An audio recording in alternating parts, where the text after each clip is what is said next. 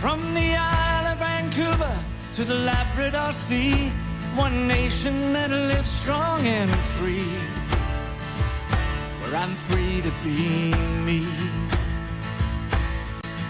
From the songs of the prairies to the call of the ponds, heroes of times come and gone, but the memories go on and on and on. Oh, this is Canada's song.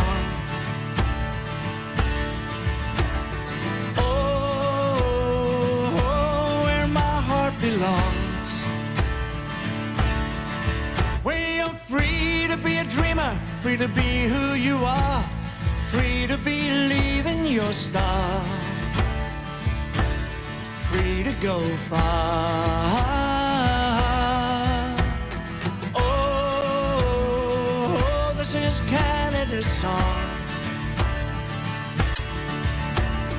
Oh, where my heart belongs. Oh, where we're free to be. Oh, we're strong and free. Free to be. If you are of a certain vintage, you might be thinking to yourself, that sounds an awful lot like Glass Tiger from back in the day. You have good ears in that case. Mr. Alan Frew himself, who sang lead for Glass Tiger. Free to be strong and free, taken directly from his own description of the song. I am thrilled, Alan Frew writes, and honored to share this simple song with you today. A song that I trust invokes within you the love, passion, and respect for all who have contributed to the tapestry of this great nation. From the ancient beginnings of our magnificent Indigenous peoples to the times of those who made the ultimate sacrifice while fighting against the horrors of despotism and tyranny. Canada has and always shall be strong and free. When respected and honored, Canada is a friend, an ally, and a beacon of hope for the millions she holds in her embrace today and for the millions yet to come. Canada is not a coin to be placed into a slot machine, nor a card to be turned over on a gambling table. Canada is not something to be politicized, bartered for, nor sold. I trust you will enjoy and embrace this simple song. A song and a tale that chooses no sides in the elitist political arena. It comes to you as a celebration of Canada's beauty and as a call to action, encouraging you to cherish and protect the freedoms we enjoy today. Free to be strong and free, from Alan Frew, to begin our show together on this Thursday, the 20th of March. Good morning. Thank you very much for being a part of the show. Along those lines, the celebration of Canada. Imagine this, if you will. I had the privilege, it was a tremendous privilege for me, to be at the Toronto Maple Leafs game last night at Scotiabank Arena. I have not been to a Leafs game in a very long time.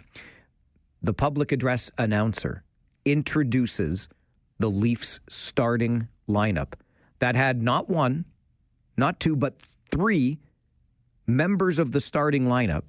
There are six, right? 5 skaters and a goaltender. 3 of those 6 starters for the Toronto Maple Leafs last night were American.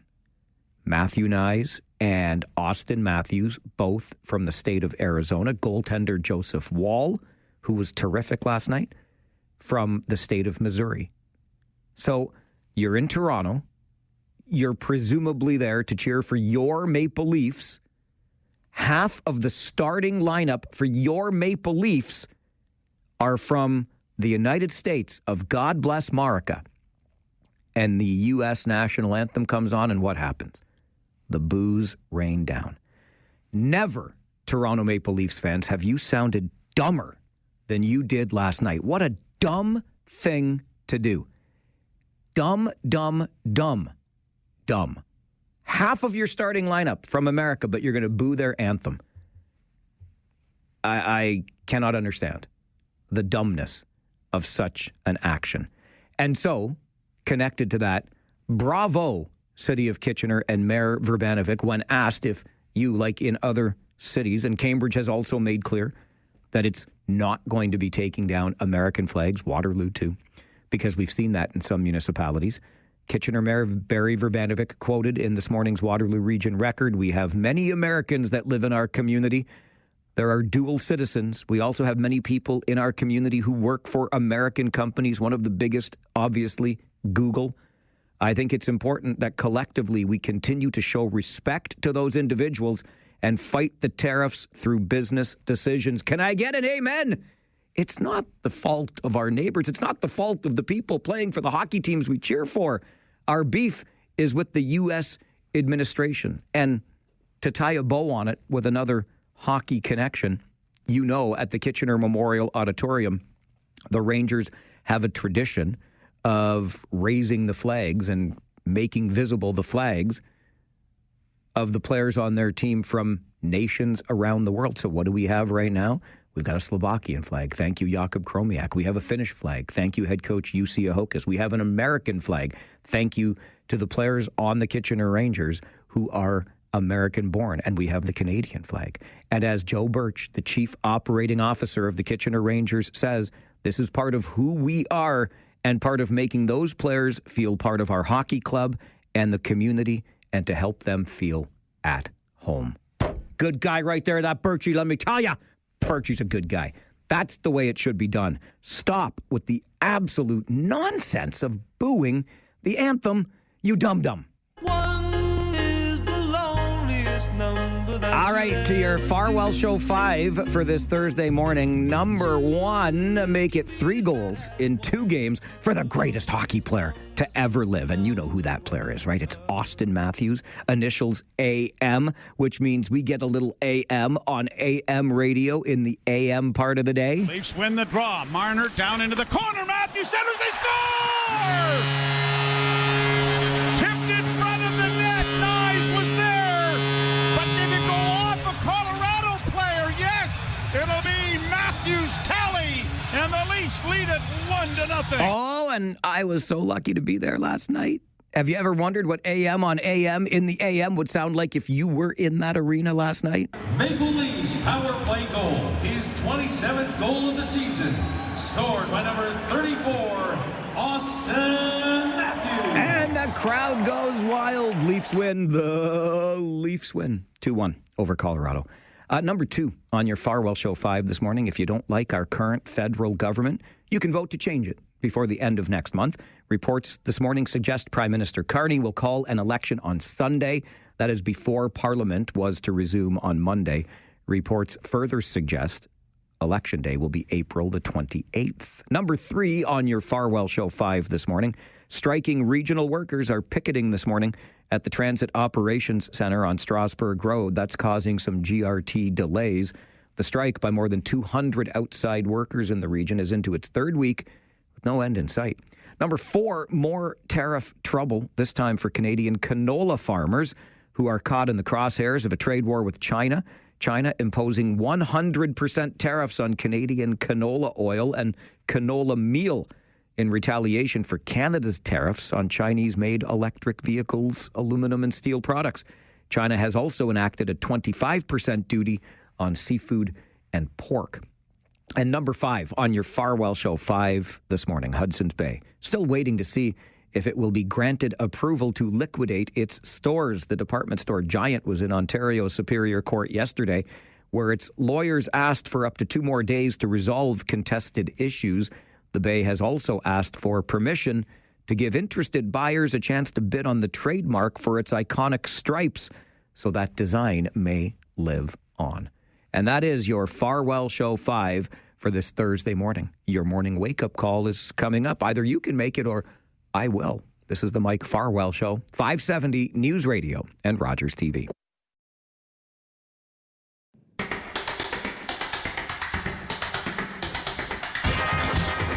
When we begin our show every day, the phone lines open up so that you get to be a part of the show. It's like a participation ribbon. Except nobody really wins. You just get a chance to share your views. We are the most interactive radio show anywhere in this community. 519-570-2545, star 570, and 1-800-570-5715. Lorraine, good morning. Good morning. I just want to comment on the flag and on the booing. First of all, I think that was terrible that they are continuing to do that. I could see it at first before people got more information and know that the people of the United States are with us. And, many of them have apologized for their president, which is really terrible. And about the other thing, about the flag, instead of tearing down the American flag, we should be flying ours a little bit more. Yeah, you know what, Lorraine, that's an excellent point, and thank you for that. And I will credit Carolyn Parrish, the mayor of Mississauga, when she talked about removing the American flags. There are also new large Canadian flags on order. Cool. Great. But I really don't understand the concept then of removing the American flag. If you want to boo somebody, go to Washington and boo Donald Trump. I can't wrap my head around it, and I think it's foolish. Frankly, to Lorraine's point, if we take it a step further, if you're at a hockey game or some other sporting event, rather than boo the Star-Spangled Banner, let it just play out, and then sing at the top of your lungs the Canadian national anthem. Let's belt out "O Canada" together. That's making a statement. That's showing your patriotism. It's not the American. I mean, yes, it's the 70 million who voted for, but come on. Come on with your coming on. Where is your quarrel here with the president, right? Don't take it out on the people. So I strongly encourage a hearty "O Canada" next time you're at a sporting event. Jason, good morning. Hey, Mike, how are you? Hey, I'm all right. How are you? I'm all right, thank you. I just want to touch upon Hudson Bay. It actually, as a almost 50-year-old, to see our department stores that you and I and our families, went to when we were kids or young adults. It actually, it makes me a bit sad, with some nostalgia. That our kids or my kids will never know what it was like to go and hang out at the mall or go and play the arcade, with the ladies dishing quarters out, smoking behind the door. It's crazy. I remember that. But we've lost so many many places for I'm going to say men to shop. Sears and Eaton's 20 years ago, and I hate online shopping for clothes. Because what they look like when they're, online, they might look or feel completely different when you get them. And so that's why I always like to go to the store and try them on. But yeah, I just, I don't know where we're going to be getting our clothes from at some point in time. They're not all dead, but, if we keep on going the way we are, we're just going to be shopping on Amazon and Walmart, and it's actually kind of disappointing. Jason, appreciate that call. I certainly share the sentiment. We had a good chat earlier this week, remembering our favorite department store visits and experiences. And yeah, it is a sense of loss. Quickly, I will just add, when it comes to clothes, Jay, if you're looking, just go see my buddy Mark at Channers in Uptown Waterloo. You will not go wrong. You won't have to spend $1 million, but you'll come out of there feeling like $1 million. And that's a promise. They take such good care of you. But interesting point about the loss that your children will never experience this, that sort of thing. When I went to that hockey game last night in Toronto, I had the pleasure of traveling with Paul Fixter, who is a broadcast partner and a good friend and just a great guy and a man of wisdom, because we get a chance as we're driving along to talk about a lot of things. And one of the things we talked about was this very thing, that Hudson's Bay and the retail experience is changing, and et cetera, et cetera. And Fixie said it perfectly. He said, he was talking to somebody who was lamenting the loss of the Bay, and he asked the question, when's the last time you shopped there? Stop shopping on Amazon. If you want department stores to continue to exist, to continue to thrive, stop shopping on Amazon. It's pretty simple. This is the Mike Farwell Show, 570 News Radio and Rogers TV.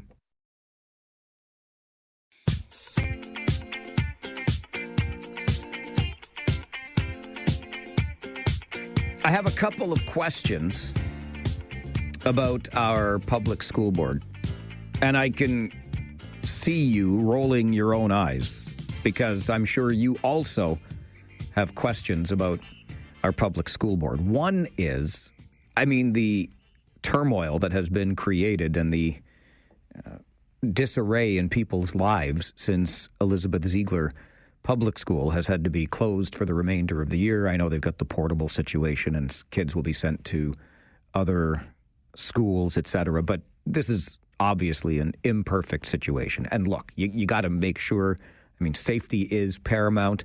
And when a school literally starts to crumble, it's best to not have students inside. I get that. But the question that I have is, how did we allow the school and its condition to get to this point? That's the big question that I have with regard to this. There was a report a few weeks back now about the state of repair of our schools, both within the public and Catholic school boards. And the Catholic school board's state of repair is head and shoulders above that of the public board. So it leads me to ask the question, where did we start to go wrong? Where have we not made the necessary investments in upkeep, etc.? Who dropped the ball here over the years? I know we talk funding, not enough funding. But what have you been doing? An ounce of prevention worth that pound of cure. I am curious about that, how we let Elizabeth Ziegler in particular to get into this state of disrepair, that it literally crumbles.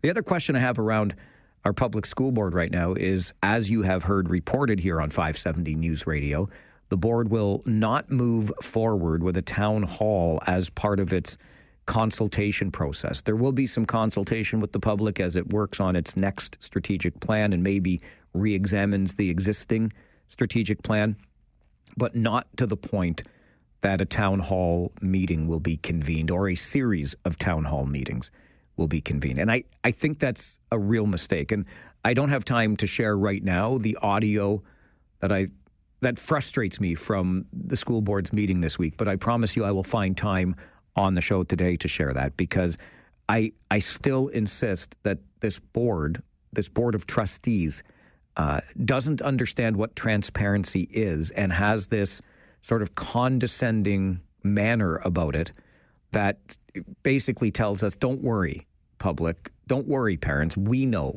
what's best for the public education system in this community. And I think it's wrong-headed and it's in a wrong direction. And I think those public town halls should happen and people should get a chance to ask their questions. Those are my questions around the public school board this morning. Wondering how you're feeling about St. Paddy's Day. Some pretty strong language coming out of a police services board meeting yesterday when statistics on the weekend were released. We'll talk about that coming up on the Mike Farwell Show. 570 News Radio, Rogers TV.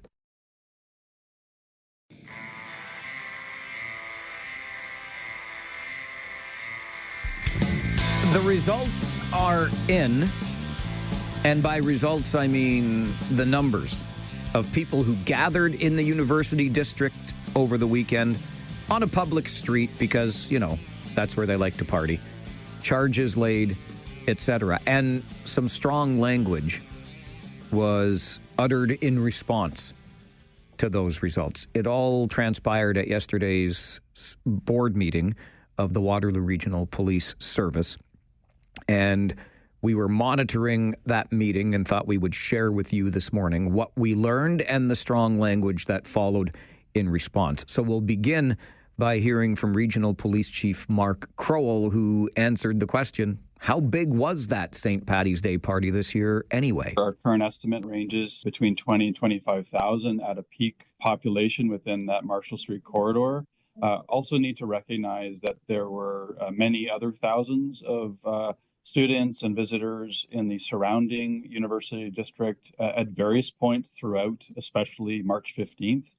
And I'll further note that the management of this required 4 days of operational deployment from Friday night, Saturday, Sunday, into Monday, trying to anticipate what the activity would be. So that's our current estimate, between 20 and 25,000. And that requires considerable resources, not only from police, additional police partners that assisted us, but also all of the other emergency service partners.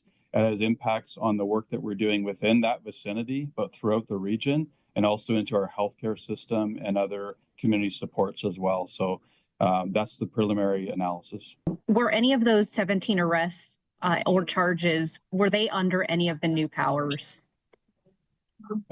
There was one criminal charge for disobeying court order directly related to the nuisance bylaw. We'll have some further information to provide on that because there was a graduated approach to working with City of Waterloo bylaw on the ticketing provisions under those powers related to the fines of escalation from 400, 800, and then to the arrest powers. There will be some lessons learned based on the application of that on the ground. It's very fluid and something that we will continue to analyze in terms of how that had an impact on the planning, including the weather, leading to the gathering that occurred.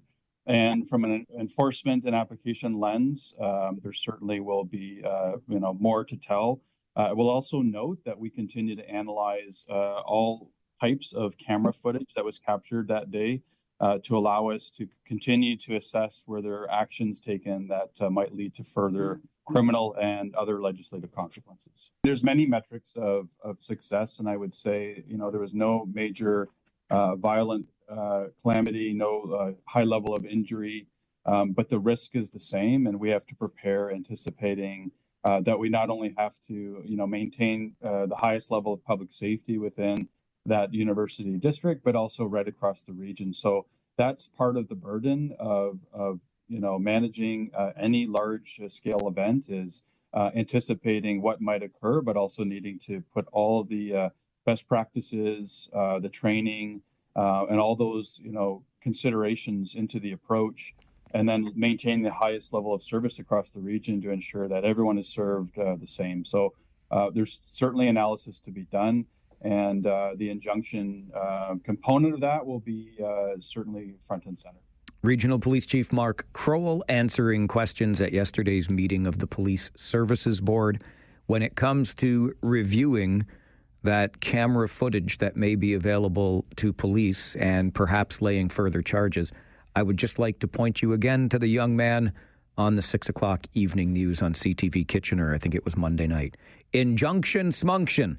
I think really it would just be poetic, right? Make sure that young man faces an appropriate charge. He was there, clearly. His face was right there on the news with Tony Grace. So you hear the numbers, 25,000 people, the charges that were laid. The question becomes, did this injunction really work? I think that's open to interpretation. But the chair of the Police Services Board is Ian McLean. And in response to the results that you just heard about from the police chief, Ian McLean minced no words when it comes to his feelings about this party. Really, really troubled. Very disappointing that students decided that their social time is more important than public safety. And so I find that disappointing. I do want to say, first and foremost, this is a safety issue. It always has been. And when you see the number of people that congregate, not only their own safety, but putting at risk other people in the community is just, it's a disgrace. That's the way I would describe it. Someone will get injured or hurt or killed, and then everyone's going to point fingers. And so we need to continue to move forward to say this is unacceptable in our community. It doesn't happen in every university town. It seems to happen in Kingston and here. I do commend the City of Waterloo for bringing the injunction in. I'm looking forward to seeing the full report, seeing how that helped, how we can modify it, how we can use that in the future. But the City of Waterloo deserves credit for bringing that as one new tool. But I think we need moving forward, and we talked about this last year around this time, is we need every partner, whether it's public safety, whether it's bylaw, city, universities, everyone needs to step to the plate and be looking at these things. People have called me up unsolicited with ideas already, such as, why not schedule exams during St. Paddy's Day? Why not have reading week during St. Paddy's Day? Have a sanctioned event, which we've looked at. Others have said, well, but they want to have a party and it's going to cost us hundreds of thousands of dollars. Charge them on their student fees, and then we can just outright aid and manage and have something that is manageable. Not advocating any of those, just saying the public is asking those questions, and rightfully so. You wouldn't get away with anything remotely close to this if you were on a street party in Cambridge, for Waterloo, for Kitchener, or anywhere else. Students don't deserve a separate standard than the rest of the community. Ian McLean, the chair of the Waterloo Regional Police Services Board. Students don't deserve a different standard for their behavior than the rest of us. I think that's an appropriate statement in light of this. He calls it troubling. He calls it disappointing. He calls it a disgrace, and he worries that at some point someone will die. Chair McLean's comments echoed by Noel, who sends an email to Mike at 570news.com. Couple of thoughts on the St. Paddy's Day party. The laws to shut it down are already on the books and have been for decades. We don't need a court injunction for this issue. We just need to enforce the existing laws. Regional police could rent out an arena for a day or two. Couple of school buses. Solve this problem by actually doing their damn jobs and arresting these people. Start making arrests when the students start in the morning. Put them on the buses and hold them at the arena for processing until they can be released. I guarantee students will start leaving when they see people actually being arrested at this event. I think that's a little difficult on placing too much of an onus on police. Again, I said this the other day. We look at this as a policing problem. We look at this as a municipal problem. It was the city of Waterloo that got the injunction. We need to lay this problem at the doorstep of the schools. The students, the student unions, the administration. If it's everybody's problem, it's nobody's problem. But I do get where Noel is coming from here. The laws do exist. Just bring out the paddy wagons, right? Your thoughts on how to turn this around?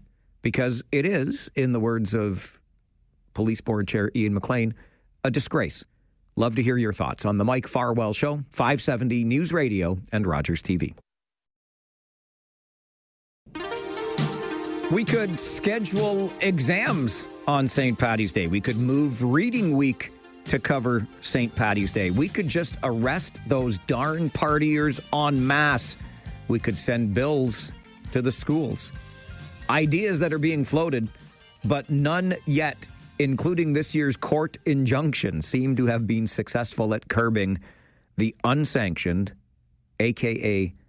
illegal, street party in Waterloo, held by the university students for St. Paddy's. 519-570-2545, star 570, 1-800-570-5715. Busy phones. Let's get to Mike first. Good morning, Mike.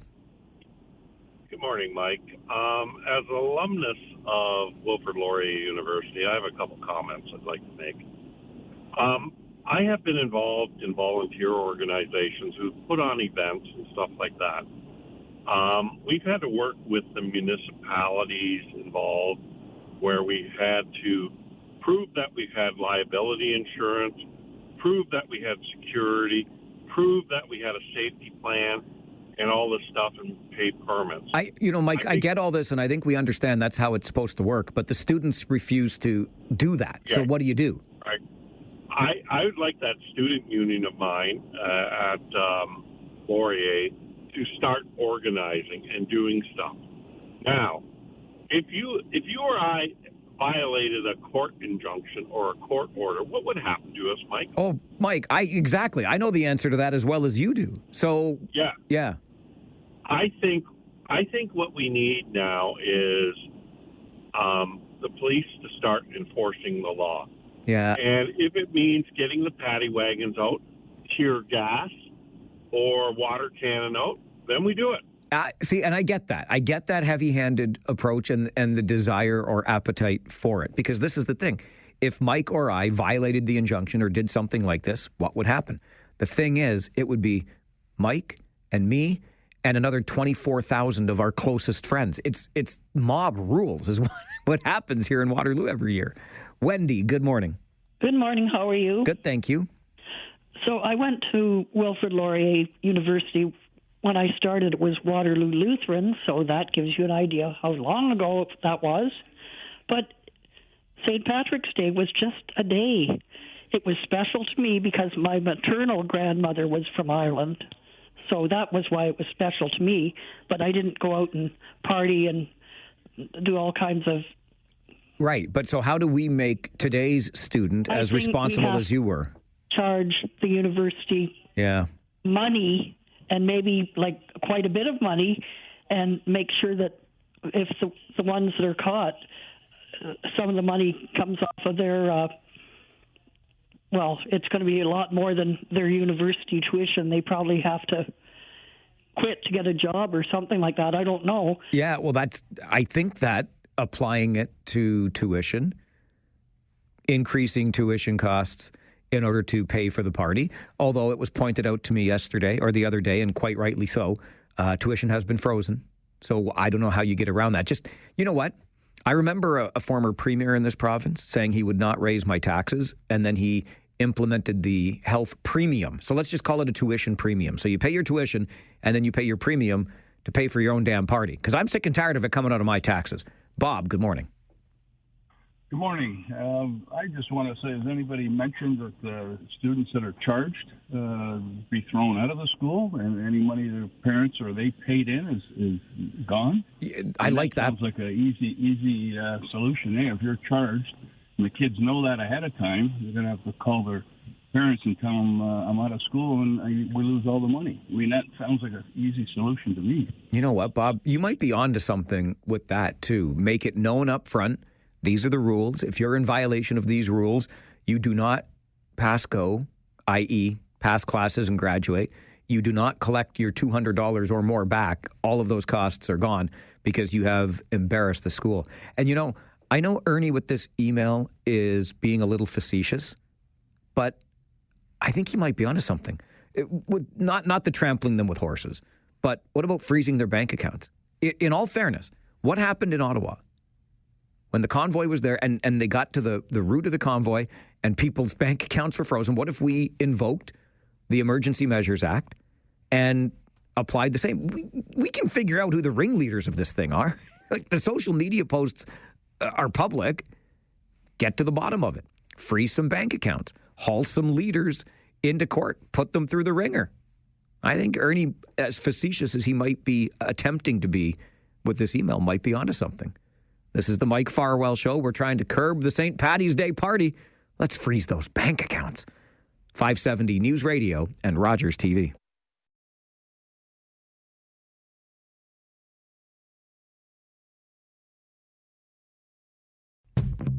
Phil's suggestion via email to Mike at 570news.com. In an effort to quell the St. Paddy's Day party, just do what we do to move along people who loiter outside of strip malls, convenience stores, etc. Play very loud classical or polka music.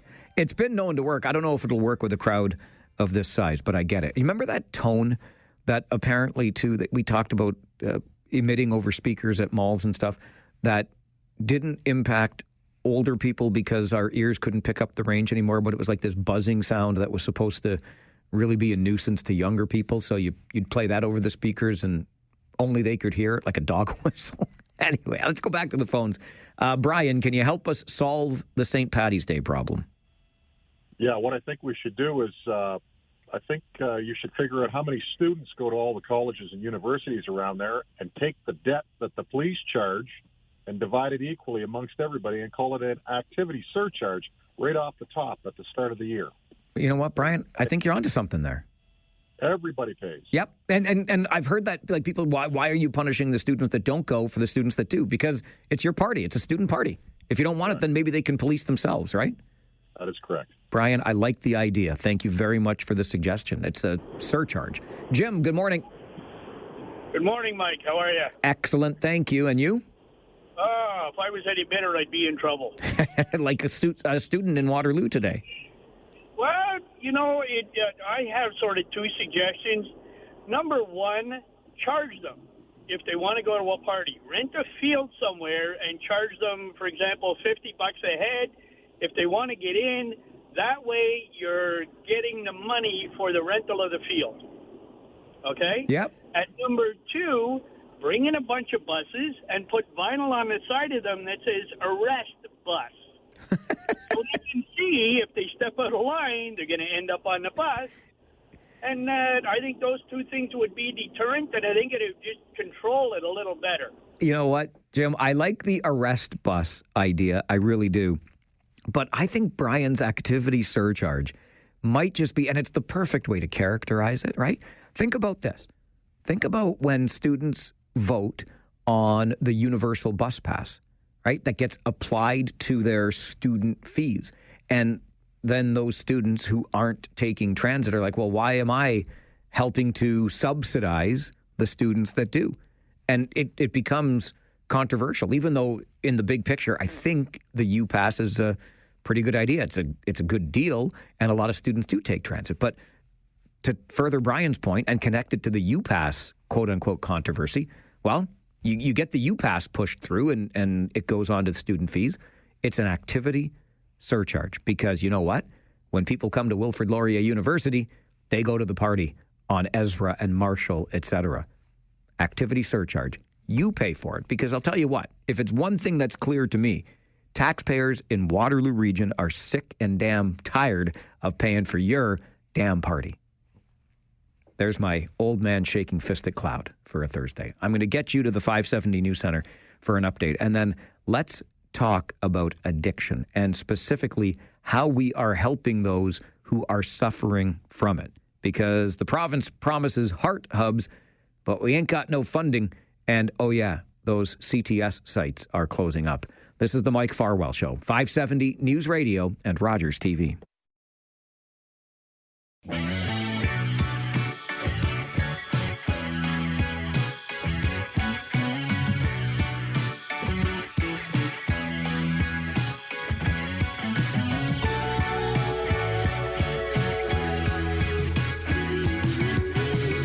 As you know, our provincial government just re-elected, by the way, so don't expect this approach to change anytime soon.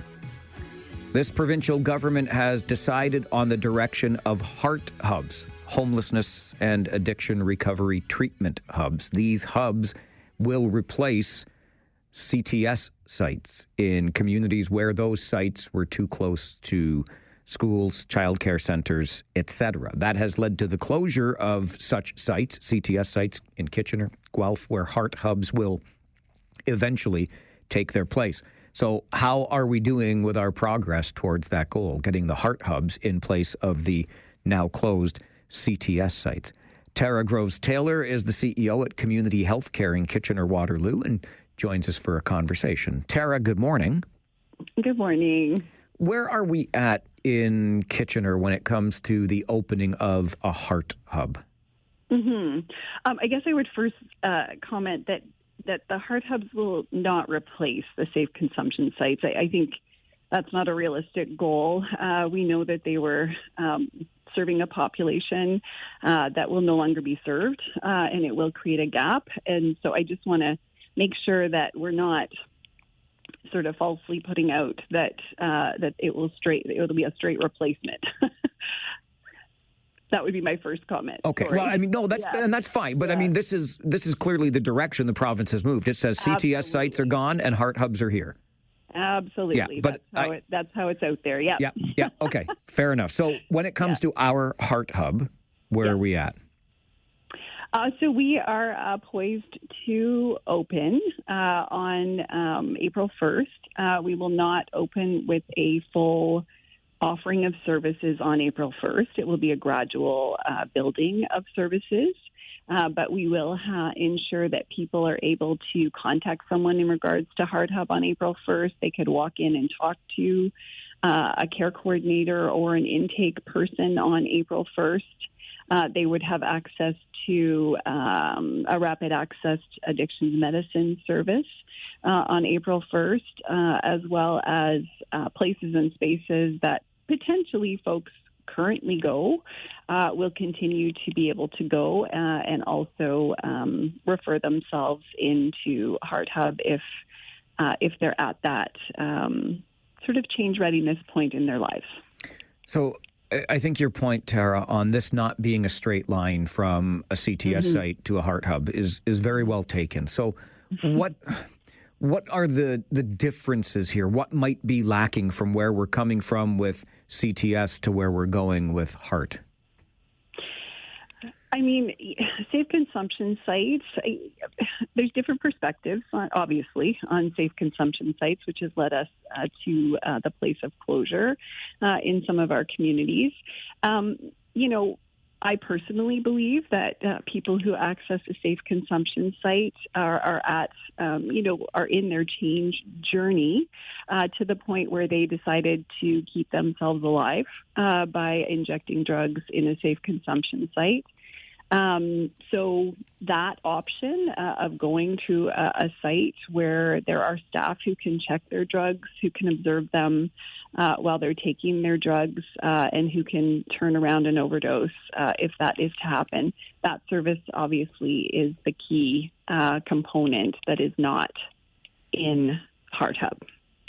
How do we make a HART Hub in Kitchener work? Which partners are involved? Where does the money come from?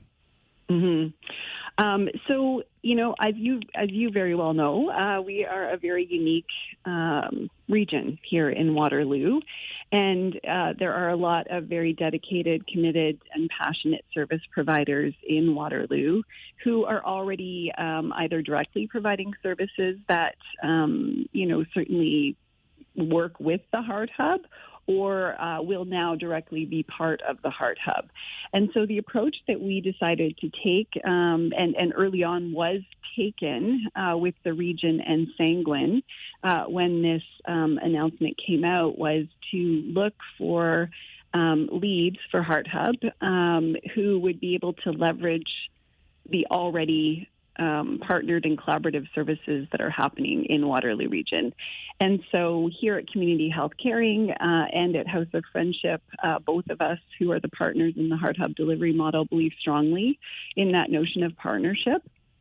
And so the way we have gone about designing the model of service is to engage with both funded partners, of whom there are about 7 of us, and then our unfunded partners, where it gets a lot bigger at about 22, to say, how do we harden the pathways into services for folks that make sense for people who present themselves as change ready? Because we know from doing a lot of community engagement with both providers and people accessing services that was identified as a key gap that could potentially be addressed in HART Hub, is that when people are change ready and enter into their own personalized, recovery pathway, whatever it may be, that those points of referral or those points of discharge back to community or into a more intense rehab program or out of an intense rehab program is potentially where people were getting lost and maybe we're losing the momentum of their recovery journey. And so that's kind of where we're really leaning in with strong care coordination that stays with people from inception to wherever their journey may take them throughout the HART Hub. And we're also looking to teams, our outreach teams, through ourselves here at Community Health Caring, as well as through our partners with mobile outreach with Sanguin, as well as at Langs, to build out those outreach services that include primary care, mental health and addictions, counseling, and then add components of addiction counseling, Indigenous-based healing and supports through outreach, as well as land-based. So that's how we're deciding here in Waterloo Region to build out the HART Hub. I notice your use of the language, Tara, change ready. And it's similar, or it sounds anyway to me, similar to the way you described those folks who would attend a CTS site, right, who wanted to inject in a safe manner so that they wouldn't overdose. And I think what we're getting at here, if I'm picking up the underlying message, is people must present as ready to change. We like the idea of these recovery treatment hubs, but if somebody's not ready, we're not forcing them involuntarily into it.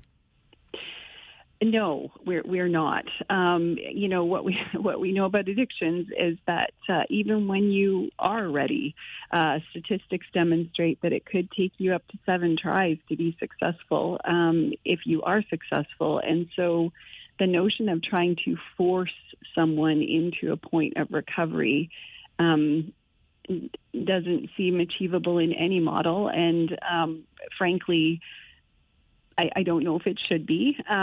So we're leaning heavily on that change readiness. However, change readiness looks different for everybody, right? So change readiness may be a conversation.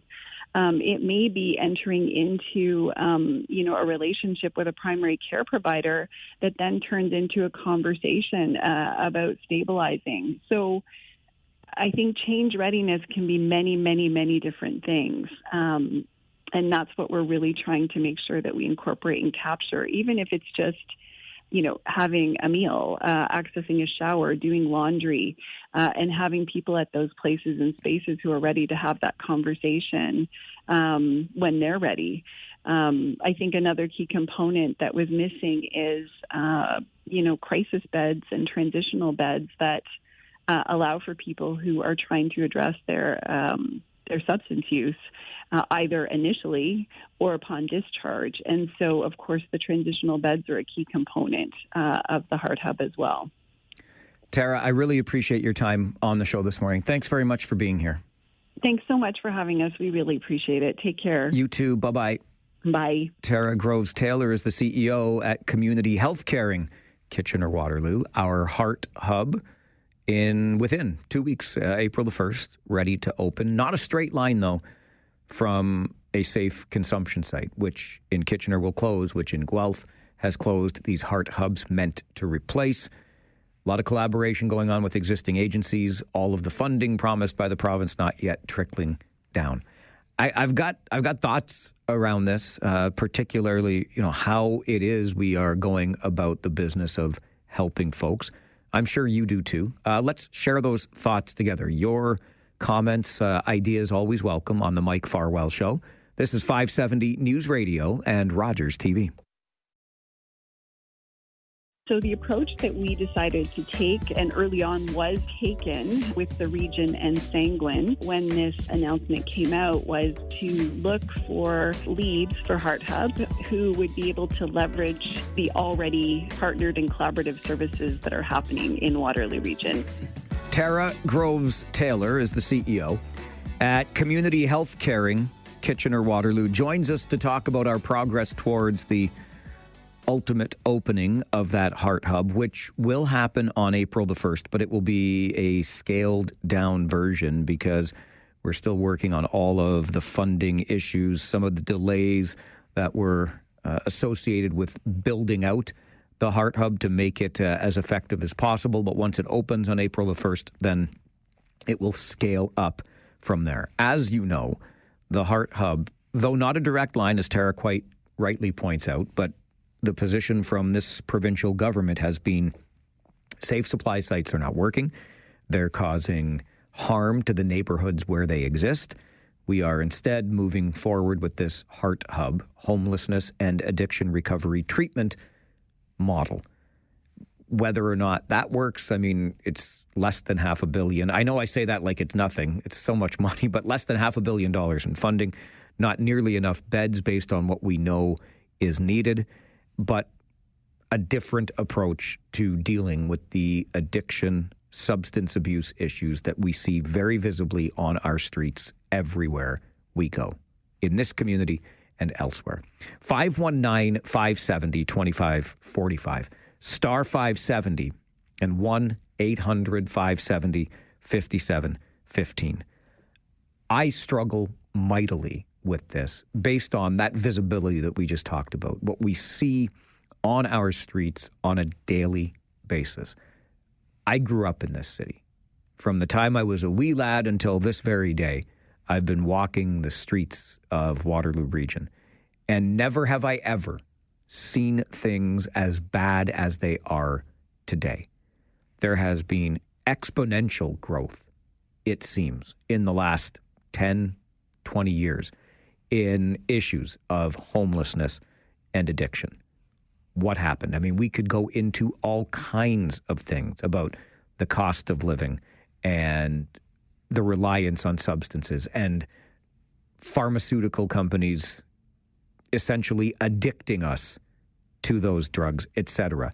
And then, of course, the way that these illegal drugs are mixed, which brings me to something that I read in the paper today, and I'm going to share with you in just a moment. But I respect the research that exists that says forcing someone, involuntary treatment has been proven ineffective. Now, I'll grant you, I don't know how extensive that research is. I know there was research out of McMaster University. I've read the paper while I've scanned the paper myself to understand it better. And I respect where those researchers are coming from. Is there a critical mass in terms of a body of research on this? I'm not certain of that. But again, I get what you're telling me. But I think that we as a public have been overwhelmingly clear in our response to saying these safe consumption sites haven't been working. Yes, they're keeping people alive, but what we need to do is we need to start moving people into those treatment facilities. We absolutely have to do that. I was talking to somebody just the other day that talked about the difficulty of getting someone into treatment, finding treatment, and then the cost of that treatment. My goodness gracious, you're essentially forced into a private facility at the cost of tens of thousands of dollars. I just don't know how we start squaring this circle when the problem is as deep as it is. In my morning paper, I read about TranQ, which is immune to overdose reversals. It's a common sedative that's used for animals, and it's increasingly being cut into the illicit fentanyl supply. So as if fentanyl wasn't bad enough, we know it gets mixed and cut with all of these different things, which makes it so potent. Now you've got TranQ that's being cut into it, and this becomes even more deadly because it's immune to overdoses. What we got to do here, and I think where we have to start the conversation, is we have to keep the people from getting on the drugs in the first place, right? And I know it sounds very Pollyanna, doesn't it? But we got to get at the root of this, because the problem is that they're taking these things that are getting more and more dangerous. And I want to know the answer to this. I truly do. I've had my share of hardship. I've had my share of heartache. You know, I have never at any time decided that an opiate was the answer to what I was dealing with. And so does that mean I haven't experienced enough despair? I haven't experienced enough heartache? Or is there just a difference in the way my brain works and somebody else's? I don't know the answer to that, but I think that's an answer we have to start looking for. Are there smart enough people to figure it out? Am I even on the right path? If we can't keep them from starting the drugs, we're not going to keep them from getting to the most deadly version of those drugs. This is the Mike Farwell Show, 570 News Radio and Rogers TV. Just over a minute away from our update in the 570 News Center, but I want to give you a chance to weigh in on this because I know it weighs on you for sure. Steve, good morning. Good morning, Mike. How are you doing? Good. Good. Just very, very quickly, the comments on the CTS and HART Hub. The reality is we need both funding for both concepts. People forget that the CTS sites, the T stands for treatment. And a lot of those treatment options are now going to disappear with the closing of the CTS sites. A few years ago, the provincial government set up the Mental Health and Addiction Center of Excellence. And I can tell you that that the provincial government did not consult with that Center of Excellence prior to making the decision to close CTS sites.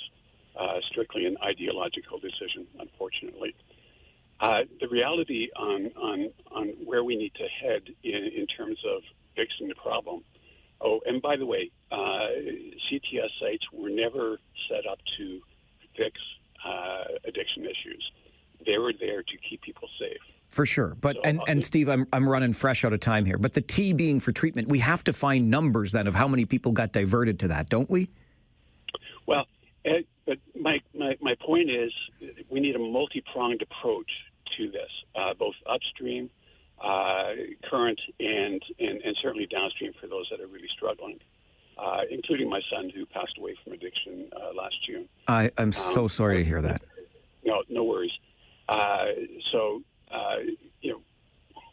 Coming back to my point, though, is we need funding for both the CTS, which then feeds the HART Hub, which helps them to further their healing journey. I totally get where you're coming from on that. And boy, oh boy, if we could just grow the money on the trees. I got to get to news. I'm late. This is the Mike Farwell Show, 570 News Radio. Ooka chaka, ooka, ooka, ooka chaka, ooka, ooka, ooka chaka, ooka, ooka, ooka chaka, ooka, ooka. I can't stop this feeling deep inside of me. Girl, you just don't realize what you do to me. When you hold me in your arms so tight, you let me know everything's alright. I'm hooked on a feeling. I'm high on believing. Every Thursday morning at this time, our good friend Gary Chalk joins us. Gary, you know, writes a humor column called Living Retired, and that's what makes Gary such a good friend, because we all need a little more humor in our lives, especially right now. I promise you, no tariffs and no Trump with Living Retired, the humor column that Gary writes. You can take my word for it, or better yet, find out for yourself. Just visit livingretired.press online, and you'll find Gary's columns. You can even sign up to have them delivered right to your inbox. livingretired.press. Mr. Living Retired Gary Chalk. Good morning, sir. Hey, good morning, Mike. With a mic. Happy spring. Oh, happy spring. I'm so excited. I can barely contain myself. Well, I know it's radio, and it's probably a good thing because I have on flip-flops, shorts, and a T-shirt and a ball cap. You paint a picture, my friend, a very, very good picture. Well, okay. You didn't go away the March break. You obviously had hockey commitments and things, but well, a lot of Canadians this year didn't go, as I understand, upset with President Trump. So they made the decision, instead of driving for 2 or 3 days with the family in the car all the way down to Florida for the sun and the sand and all the lovely attractions of Florida, instead, Mom and Dad said to the kids, "Hey, guys, let's enjoy our March break, drive for 2 or 3 days, and we'll spend a week in Weyburn, Saskatchewan." I'm partial to Estevan myself, but sure, let's go with Weyburn for sure. A couple of years ago, I remember Jan and I took a road trip to Hilton Head Island, South Carolina for March. Have you ever been there? I have not been to Hilton Head, no. Well, as you're driving in, you're on the highway, at least it was then, you start to see some billboards, and they're advertising an outlet shopping mall. And it's as you get closer, there's more billboards. Right away, Jan, she's always accusing me of, "Gary, you're a little lead foot here." She said, "Gary, can you speed it up a little bit? Come on, a little faster." And eventually we got to this outlet mall. They didn't have one, Mike. They had two. The things were sizes of football fields. It was amazing. And the advertising, boy, I'll tell you, these marketing people, they said on the billboard, what could be more fun than spending the day with family and friends bargain hunting? Listen, the Americans are good at that, Gary. They always want more stuff. Yeah, well, I'll tell you, the first thing that I thought of was, well, I'd prefer a root canal. So Jan and I, of course, we had to go the next day. And there's a I don't know, a routine, I'll call it, for married couples when they go to these shopping outlets. You first park the car, which in this case was probably 2 counties over. Then we had to take the mall transfer bus. And then when we got to the place, everybody coordinated their watch and set up a suitable time to where to meet for what is then the traditional handing over of the bags. Women give all the shopping bags to their husbands. We trudge it out to the car, and then we come back in because it's round 2, because there are more savings to be purchased, which sounds strange to me. That's oxymoronic, Gary, and I mean that in the nicest way. It certainly. Yeah. Now you got to believe me on this, Mike. This is true. I came across a vending machine at Outlet Mall 2, I think it was. Doesn't matter. They distribute, get this, coupon books for use at the outlet stores. Makes sense, right? Sure. Grab one of these. The marketing people, $5 for a fistful of discount coupons. Wait a minute. So they're charging shoppers to make money, to save money. Why don't we think of these things, Mike? I picked that up. I'm paying for the privilege of saving money. So I'm giving money to save money. Yeah. Yeah, okay. So Jan wanted me to buy 3. No, don't get me wrong. These outlet malls aren't for women only. There's all sorts of menswear clothes in there. The clothing stores. Actually, I went in one. I didn't see many men. What I did see was the change rooms, and they only, for some reason, want to put up a half a door. And I could only see men's ankles, and I saw them jumping around. And that's because the women are just constantly lobbing clothes nonstop over the top of that door. They got their husband in the change room. Keep them there. Just keep stuff going on. And meanwhile, these guys are jumping on all around on pins because they've taken apart the shirts, and the pins are on the floor, and they're jabbing themselves in their toes. And there's actually, they call it COPD. No, it's nothing to do with smoking. COPD in this thing is called clothing overload purchase disorder. I had a buddy that used to go down to the outlet malls in Pennsylvania, and in order to beat the duty coming back home, he would wear, like, he came back looking like the Michelin Man because he wore all of the stuff he bought. He had that disorder. Well, I can tell in that same, I think it's called Grove City, Pennsylvania. Yes. Jan and I, we drove back from there many years ago, and I can say it now because the time has passed. Jan had purchased all these things, and she ripped up all the receipts, okay? Ripped up all the receipts for the things. And I should not say this, but she opened up the window and threw the receipts out. Well, Tyler, our son, in the back seat of the car had his window open, and they flew all right back in. Now we got these scraps of receipts of paper filtering all through the car. Like confetti. It's like you won a prize, Gary. Exactly. Oh, my gosh. But, like their slogan said, what could be more fun than spending the day with family and friends bargain hunting? Well, I'll tell you, there's something there for men besides trying to just wait for so long for your wife to come along. And they're the benches, and they're called bad benches, B-A-D. And I'm familiar with these things. The bad benches set aside for all the husbands, and bad stands for bored and disappointed. Sounds like my coworkers every day when they listen to my show. Oh, I tell you, you sit there and you talk to the guy beside you and the guy on the other side, and, occasionally these guys would get up and sort of stretch their legs and readjust their suspenders, and they just sort of sit and wait. The only guys I found who were not at those benches were the guys trapped by their wives in the change rooms, and they're the ones jumping around on a bazillion sharp pins from all those shirts that they've pulled apart. But it's a real experience. And Mike, while we were discovering what could be more fun than spending the day with family and friends bargain hunting, I had a choice for lunch. They have these food courts there, and they've got every conceivable type of food that you could want. And then they even have outlets that have food. Harry and David, now that's a store I would always go to, but Jan said you can't go before lunch because the Harry and David outlet, they have small bowls of crackers and all sorts of cheeses and tasty sauces and marinades and jams and all the things to sell. Now, if you don't mind overloading with sugar, you can just sit there and have your own smorgasbord of all those things while your wife is away. She knows darn well when you get back because you've got shrimp sauce dribbled all down your shirt. But it's an inexpensive way to kill some time and enjoy some food. I could totally get behind that idea. Totally. I tell you. Now, in the end, when we left the outlet mall, and I tell you, it was get back in the bus transfer bus, which is driven by a retired guy, and he drives you not to the first county, but I think the second county where you parked your car, and you've got all these bags, it's warm in the sun, and I'm not a happy camper because I'm not a shopper.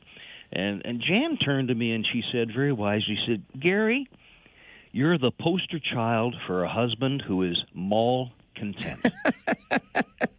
Oh, that Jan, she's got a way with words. We always have to know how the story ends. The mall content Gary Chalk, living retired humor columnist, continues. This is the Mike Farwell Show, 570 News Radio and Rogers TV.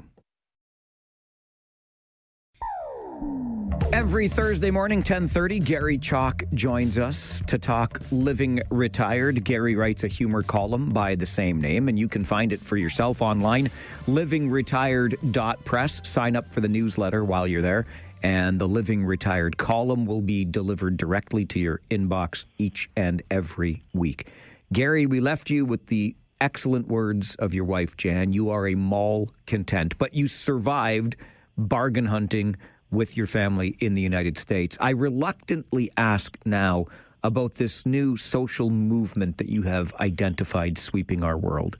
Yeah, I don't know if it's just me or not, but there's so many social movements around, pretty well for everything from human rights and environment and housing affordability, safe drinking water. And these are all obviously good causes.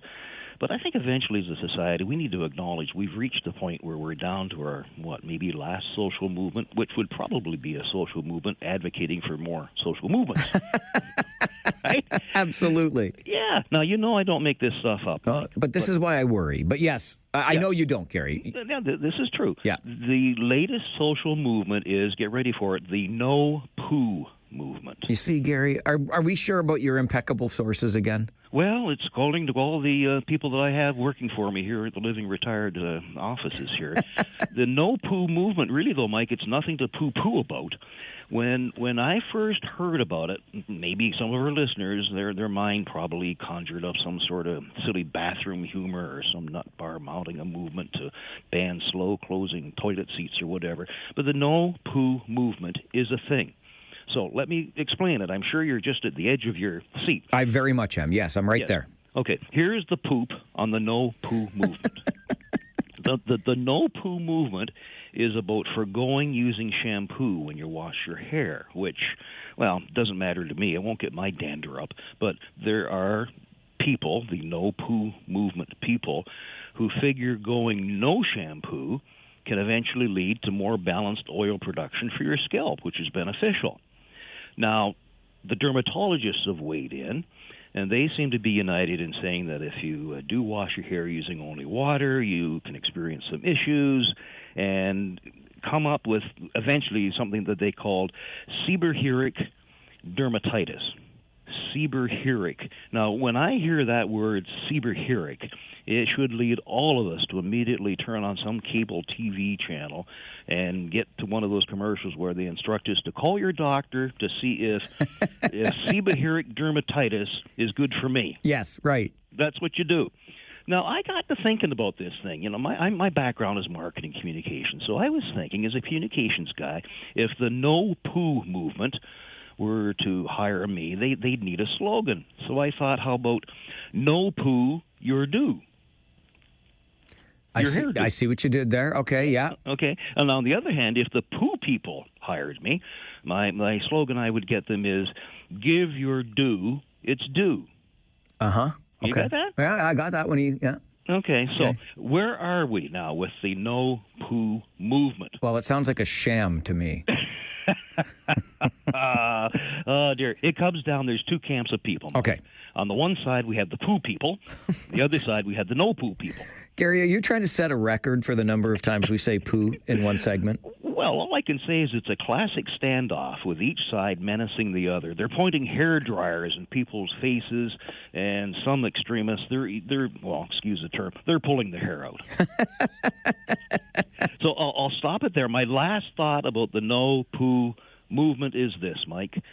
The goal of the no poo movement is to convince enough people to get off their bums so the no-poo movement can climb up in the ranks of social movements until shampoo sales slump.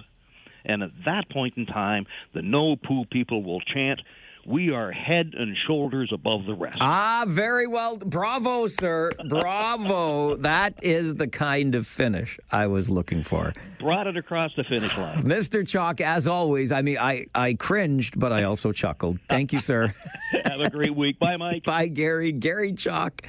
Oh, my goodness. We did set a record, by the way. Never on radio anywhere has the word poo been uttered so many times in one 7-minute segment. Gary writes the humor column Living Retired. You'll find it online at livingretired.press. And while you're there, hey, knock yourself out. Sign up for the weekly newsletter, and Gary's column will be delivered directly to your inbox. Livingretired.press. Gary Chalk, the author, joins us every Thursday morning at 10:30 here on the Mike Farwell Show, 570 News Radio and Rogers TV.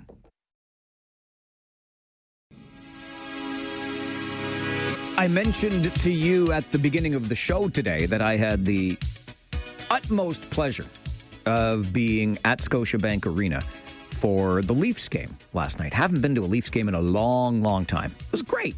It's great. But of course, when one travels to Toronto these days, it's always a trip that involves a conversation about two things. Where are you parking for how much?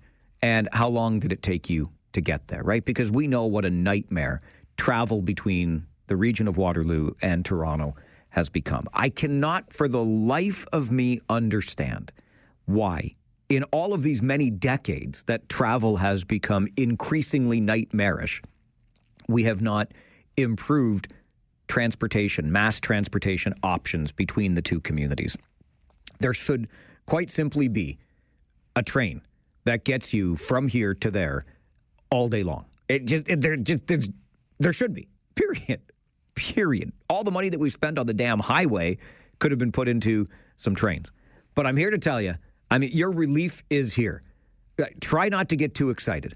But Metrolinx, the service that operates GO Transit, is cutting down the time it takes to get from here to there, Waterloo Region to Toronto, on train.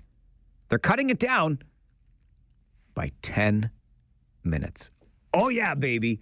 Beginning April the 5th, the 6:08 train from Kitchener to Union Station will get you there before 8 a.m. A whopping 1 hour, 39 minutes. It's all it's going to take. 99 minutes. A Wayne Gretzky from Kitchener GO to the Union Station. The 8:37 GO train from Kitchener will arrive at Union Station in 98 minutes. It'll get you there by 10:15. And then coming home from Union Station to Kitchener, it'll take you, what do we got here? $1.42, an hour and 42 minutes. 6:21 leaving Toronto, 8:03 back to Kitchener. Hey, minutes matter. A 10-minute reduction in your travel time between the region of Waterloo and Toronto on a train.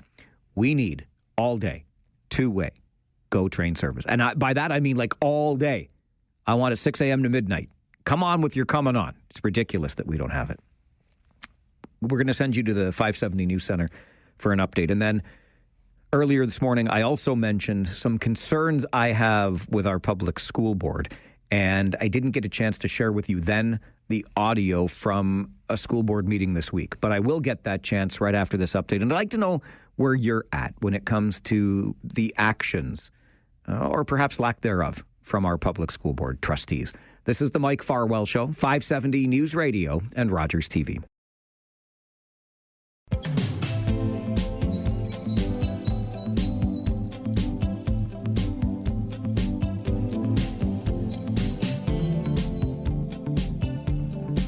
For those of you that follow along very closely and carefully, as always, a sincere thank you. Really appreciate the time that you invest in this show every day, because it is that, for sure. Time is your most valuable commodity. You invest that time in this show because you're engaged. You want to know what's going on. You want to interact and talk about things in our community and beyond. It's a great thing. I love the way that it works. I love the chance to have these conversations with you every day, and I appreciate you being here. Earlier today, every day, we talk about what's coming up on the show, and we were planning to talk here about the 1,000 homes that Guelph has permitted, approved, ready to go, but are not yet being built. And as things happen with a live show, sometimes things go sideways, and Guelph Mayor Cam Guthrie is under the weather to the point that he's had to cancel all scheduled calendar appointments today and cannot join us to talk about it. So we'll get back to it. I think there's a generic story, if you will, that is applicable to virtually every jurisdiction. We hear quite often that we have regulated ourselves out of building more homes more quickly.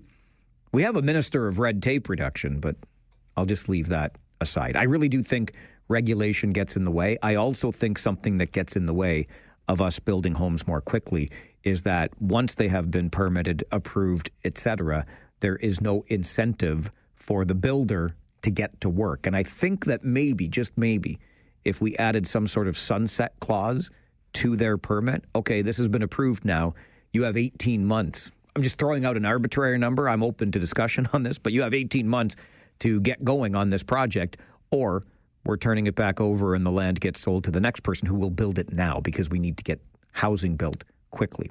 I don't think the idea of a sunset clause is the worst idea, but we'll try to connect with Mayor Guthrie when he's better and get to the bottom of what's going on in Guelph, see if there are applications elsewhere. But if you're following along and had heard what was coming up on the show today and you're wondering, hey, why isn't Farwell talking about housing? That would be why in this particular moment, because Mayor Guthrie is under the weather. This does allow me the opportunity, though, to go back to something else I touched on earlier today. Just before 9:30, I was mentioning I've got some questions around our public school board and particularly the Board of Trustees. That's the governance board that helps steer public education in this community and manages a budget, for example. And one of my questions is around what's going on at Elizabeth Ziegler Public School. I respect what the board has been able to accomplish in a fairly short amount of time. It's not perfect, but getting kids into their classes, be they portables or other schools around the community. I respect the disruption to families. It's really difficult to deal with. There's no question about that. But the fact that the school board has pivoted as quickly as it has to scramble something together, I think is to the board's credit. But my big question is, how did we allow a school to get into such a state of disrepair that it literally began to crumble?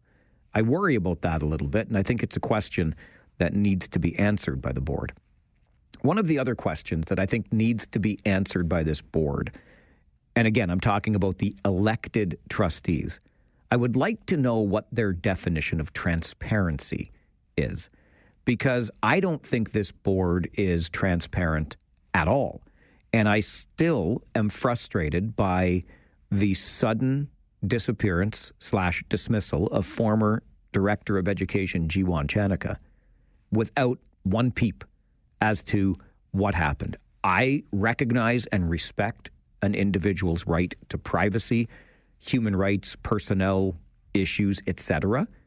But at a high level, let's not forget that we elected this Board of Trustees, so they work for us. They used that power we gave them through our votes to hire a Director of Education. And then they made the decision, like something had to happen. Even at a high level, we should be privy to what went wrong. And by the way, how much it cost us, because directors of education don't come cheap. They run almost $300,000 a year in this region. And if you're going to be dismissing somebody, surely that comes with a severance. So what went wrong and how much did it cost us? I think at minimum, those are questions that could be answered. One of the ways that those questions might have been answered was around a town hall meeting that could be arranged so that the public could get some insight into this board's operations, its strategic plan, maybe share some of our own ideas as to the direction the board is taking.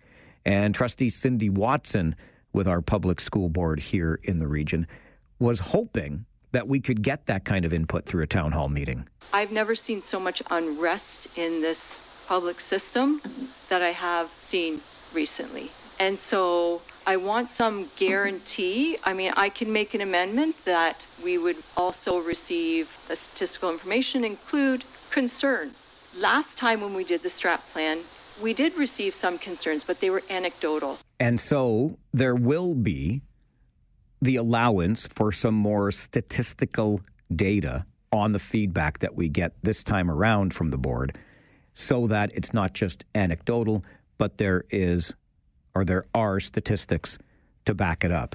Ultimately, though, the WRDSB has decided against a town hall and will instead use a different series of ways to communicate with the public and get feedback on its strategic plan. And I disagree with that, by the way, full stop. There's nothing wrong with the town hall. Don't give me this happy crappy about the cost of it. I'm pretty sure you can rent community center space for rent. I think you can get it for free. Have it at your board offices, for crying out loud. Oi is all I can say. Oi. But anyway, so no town hall. But I found it really telling what Public School Board trustee Scott Pietkowski had to say at the meeting this week. The 2022 strategic plan may not have been perfect. It did involve broad consultation with over 10,000 people. I'm just going to quote from some of the things, and it's been described as controversial and divisive. So, called for an educational system that provides educational experiences and opportunities for all students that shape who they become as human beings and contributing members within their communities and society. As well, one that offers them skills and knowledge needed to excel in the classroom and for their future. Many of the jobs that current WRDSB students will hold do not exist yet. The educational foundation we create for them needs to offer them an array of skills. This will equip them to be successful wherever their life and work take them. This means a continued and increased focus on mathematics, literacy, and supporting the development of students' capacity for compassion, creativity, curiosity, and social responsibility.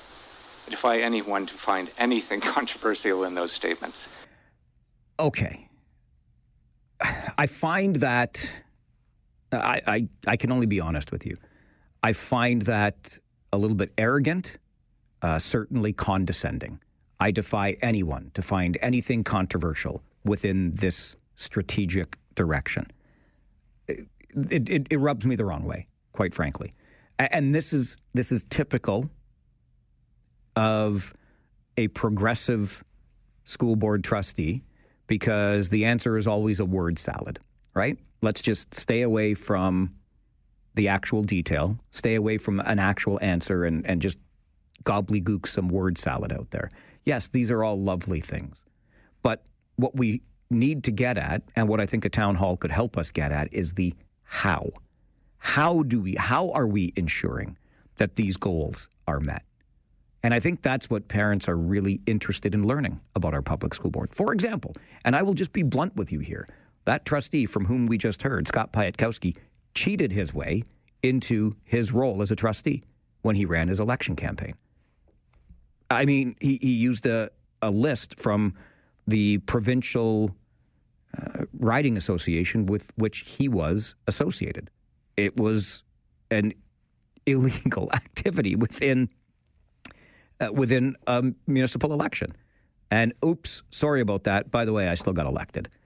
So is that how we're going about moving in this strategic direction with our students within the public school board? The how is what really matters here. And I think a town hall could allow us to have those questions answered. You don't want to answer questions about the previous director of education? Fine. Then just tell people that is a personnel issue, human rights, human resources, and move on. But I think having questions answered as to how we achieve those goals are fair and, quite frankly, in the interests of transparency, necessary. The best solution I could give you in all of this is maybe, call me crazy here, but maybe we could ask the kids. We want to give kids more and more agency. I come from a family of educators. My father's number one focus every time he left our house to go to work, which was at a school, was what's best for the students. Maybe we could get the kids involved in this and get to the how we go about achieving those goals with the strategic direction of our public school board. This is the Mike Farwell Show, 570 News Radio and Rogers TV.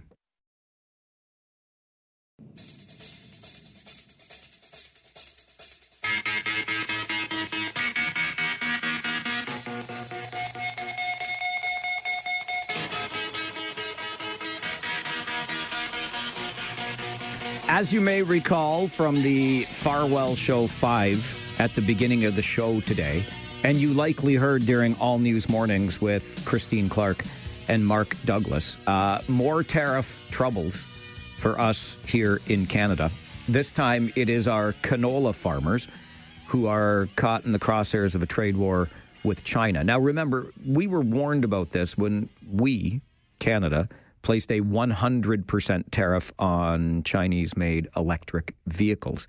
And China threatened then and has now begun the retaliation with 100% tariffs of its own on Canadian canola oil and canola meal. Also, a 25% tariff on seafood and pork. So it's not only our problems with the United States and tariffs and trade, but now with China as well. On the plus side, you may also have heard Alberta Premier Danielle Smith talking about a new production facility that's going to need about as much canola oil as was being exported to China anyway. So I guess you could look at that one of two ways. If your glass is half full, you're saying, great, no real impact. If your glass is half empty, you're saying, yeah, no real growth either, because if you were still importing those or exporting those 2.5 million tons or pounds, whatever it was, pardon me for forgetting, but if you were still exporting that, you would have 2.5 million more to be used domestically at this new facility that's being built here. So on the one hand, you're not losing out. On the other hand, you're not gaining ground either and opening up to the possibility of more production and greater profits that come with that. This is particularly going to hit our farmers in Saskatchewan hard. Along those same lines, we know how the United States has been behaving towards us as Canadians. This U.S. administration right now under Donald Trump is a wild frontier, to say the very least. And if you missed it, it's not going over well, this U.S. administration's behavior in the rest of the world either. France, for example, is looking at the United States and saying, you know what? We would now like to have the Statue of Liberty back, please, and thank you. Your member of the European Parliament over the weekend said, and I quote, "Some Americans have chosen to switch to the side of tyrants. So give us back the Statue of Liberty. It was our gift to you, but apparently you despise her, so she will be happy here with us. Take back the Statue of Liberty," which, of course, you will remember was a gift from France to the United States. And no, you cannot actually take it back. This is all just posturing on this member of the European Parliament. But it just goes to show yet again the ripple effect of the behaviors from the Oval Office these days. And I was reminded this morning that one Mr. Donald J. Trump is very much a narcissist. And I think we have learned over the years how best to deal with somebody who is narcissistic, and that is to ignore them. I don't know that we can. It's difficult because he does hold the most powerful political position on the planet. But maybe the less attention we give him, the better this will all go for us. Unfortunately, though, France, you cannot take back the Statue of Liberty. This is the Mike Farwell Show on 570 News Radio and Rogers TV.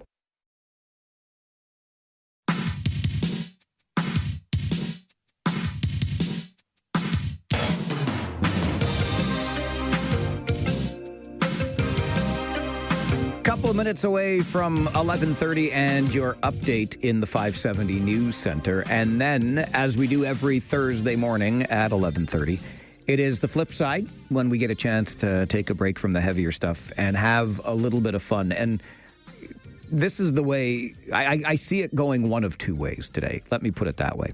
One way is we will enjoy sharing our misery because, you know, misery loves company, right? And you can share your stories that are very much like the story I will share from our workplace kitchen. Or maybe, just maybe, you will arrive at a similar conclusion I did. And I'm going to be as careful as I can to not throw a colleague under the bus. But I find it fascinating what happened here at the radio station last week and what the ultimate result of all of the kerfuffle was when all the dust had settled. But a week ago tomorrow, so tomorrow's March the 21st, a week ago, March the 14th, 3/14, 3.14, Pi Day. And as luck would have it, because we work in a business like we do, sometimes stuff just shows up at the radio station. And when it's Pi Day, you can take a wild stab as to what showed up at the radio station. But it seems there was a bit of a misunderstanding as to the intended purpose of the pies that showed up at the radio station in celebration of Pie Day. And that led to the all-staff emails, plural, not just one, but multiple all-staff emails, and the kerfuffle that I think has only just barely died down. I'm sure, I mean, this isn't the first workplace kitchen infraction we have had here at 570 News Radio, so I'm sure you have had similar incidents in your place of work. And that's what we're going to get into during the Flipside right after this update from the 570 News Center. What happened in the workplace kitchen? What kind of controversy erupted where you sit and take a break and eat? That's coming up on the Mike Farwell Show. 570 News Radio.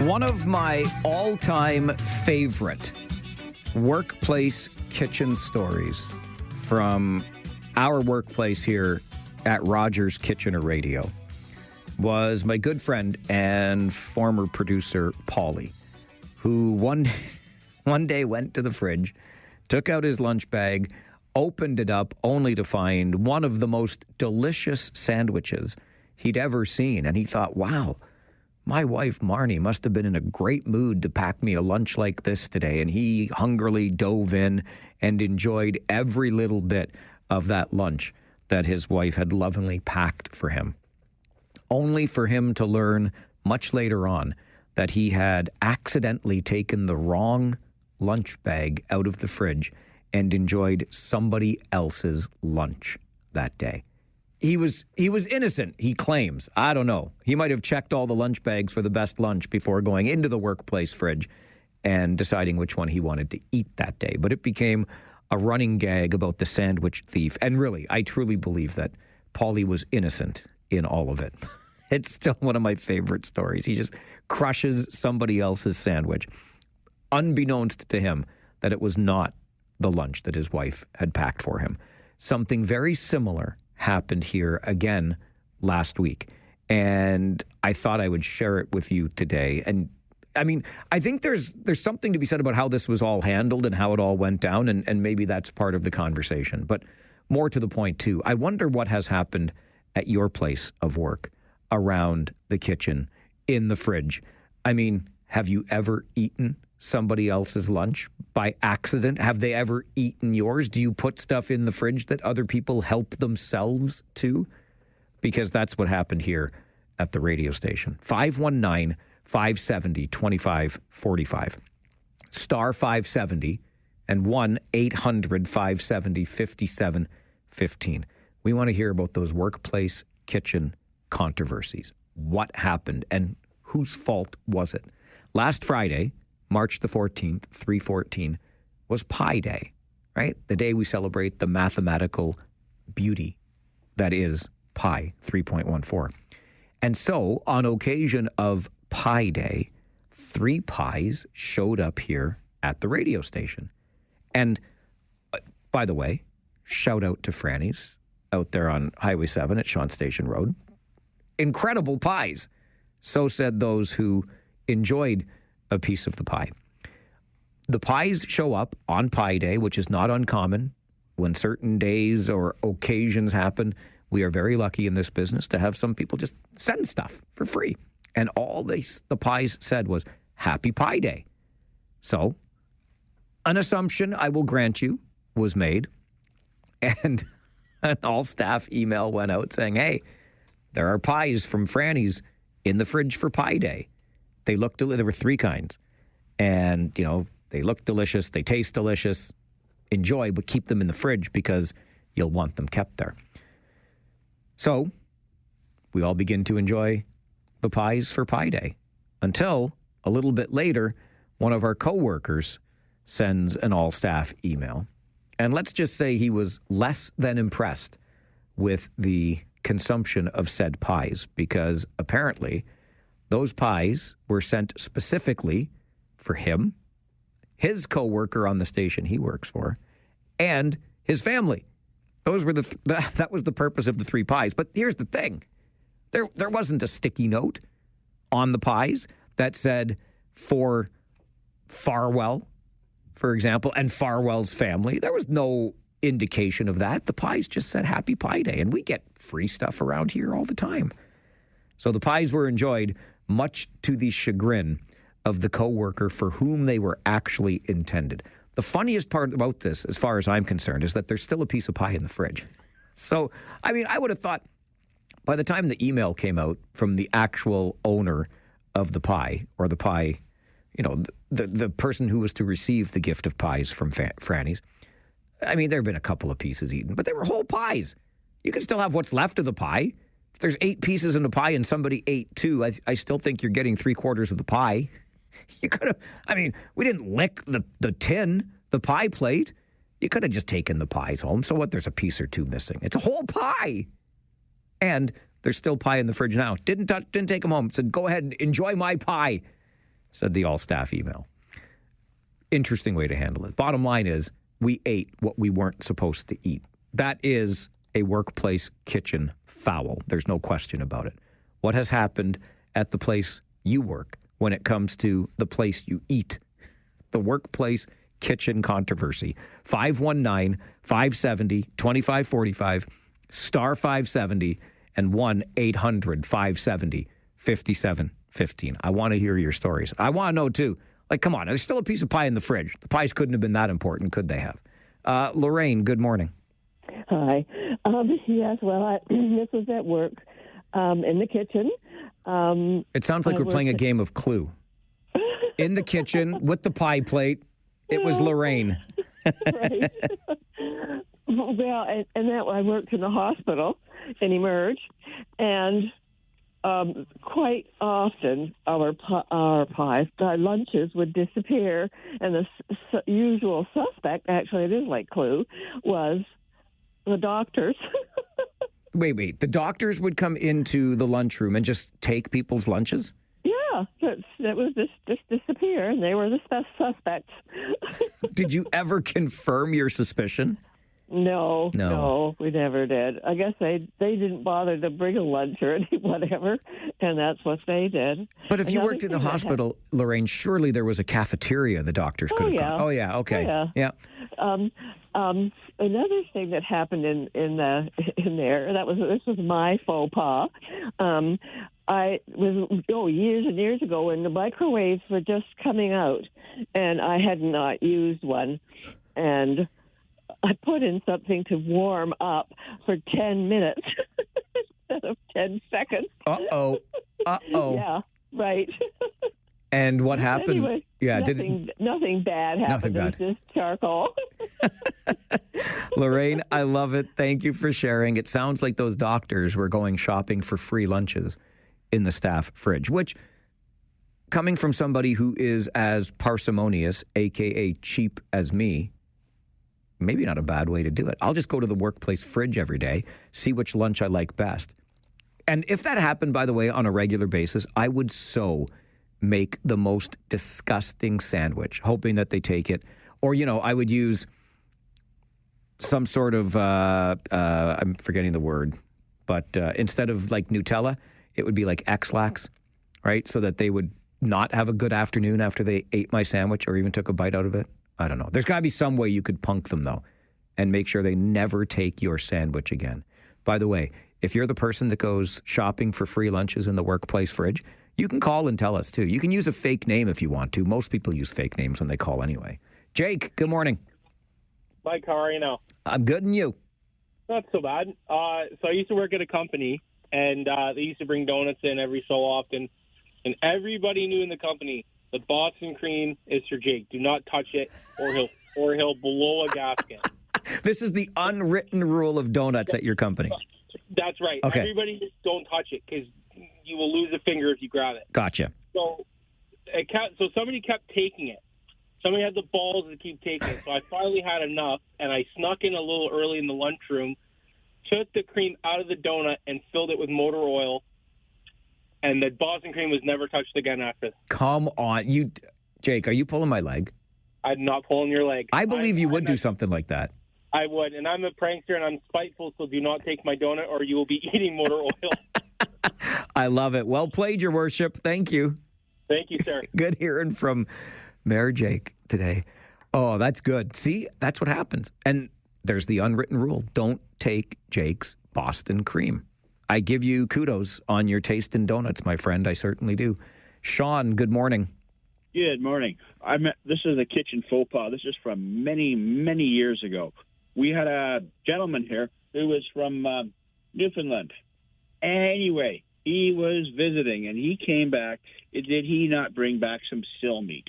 And did he not decide to nuke said seal meat in the microwave for lunch? No. Yes, he did. And the aroma, well, it was, his life was threatened if he ever did it again. I believe that. It took a while to get the smell out. Sean, thanks for that call. I will confess, because I love, and I mean love, me some salmon. And so one time, many, many moons ago, this was back at the old building for our radio station, but I had leftovers from the night before, and I brought my fish, and I nuked it. And I did it one time. I never did it again. I don't know why I even did it the first time, because that was dumb. But I hear where Sean's coming from. And Lorraine sparked that memory with me, too, when she said microwaves were new. And I thought I was putting in something for 10 seconds, and it actually went in for 10 minutes. A long time ago, at a radio station not all that far away, we had a coworker. He was a young fella, and he was not all that experienced in the ways of the world. I think he came straight from his parents' basement to work at our radio station in another town. He just didn't have a lot of life experience. He tried continually to open, I was going to say a beer bottle, which is a twist top, but he didn't care for his beers. He liked the coolers instead, which weren't twist offs. But he tried multiple times to open it with a corkscrew. And we tried to explain to him there's this thing called a bottle opener that you can use. But the next thing you know, he's trying with a corkscrew again to open a cooler bottle. And he also, I'll never forget the smell. When I came in the next day, he did the evening show at this radio station. So he was there all by himself. And we came in the next day, and the stench of burned something was so incredible. It took days for the entire office area to smell normal again, because he made some microwave popcorn. But he didn't realize that you only put it in for 3 minutes or whatever the package tells you to put it in for. He just put it in the microwave, and I don't know how many minutes, and burned it to an absolute crisp. How he managed to finish his show that night without the fire alarm or smoke alarm going off and him having to leave the building, I haven't the foggiest. But oh my goodness, the stench the next day. We're talking about those workplace kitchen controversies, especially if you're the person that goes shopping for lunch in the fridge to find which lunch from your coworkers you like best and you just take it. Or, like Mayor Jake, you take his Boston cream donut. 519-570-2545, star 570, or 1-800-570-5715. It's the Flip Side on the Mike Farwell Show, 570 News Radio and Rogers TV.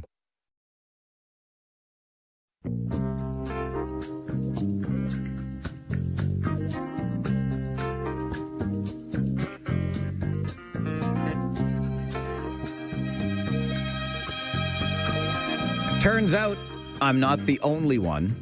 Lorraine started us down this path a little bit earlier when she talked about microwaves being a new technology when she was working at the hospital.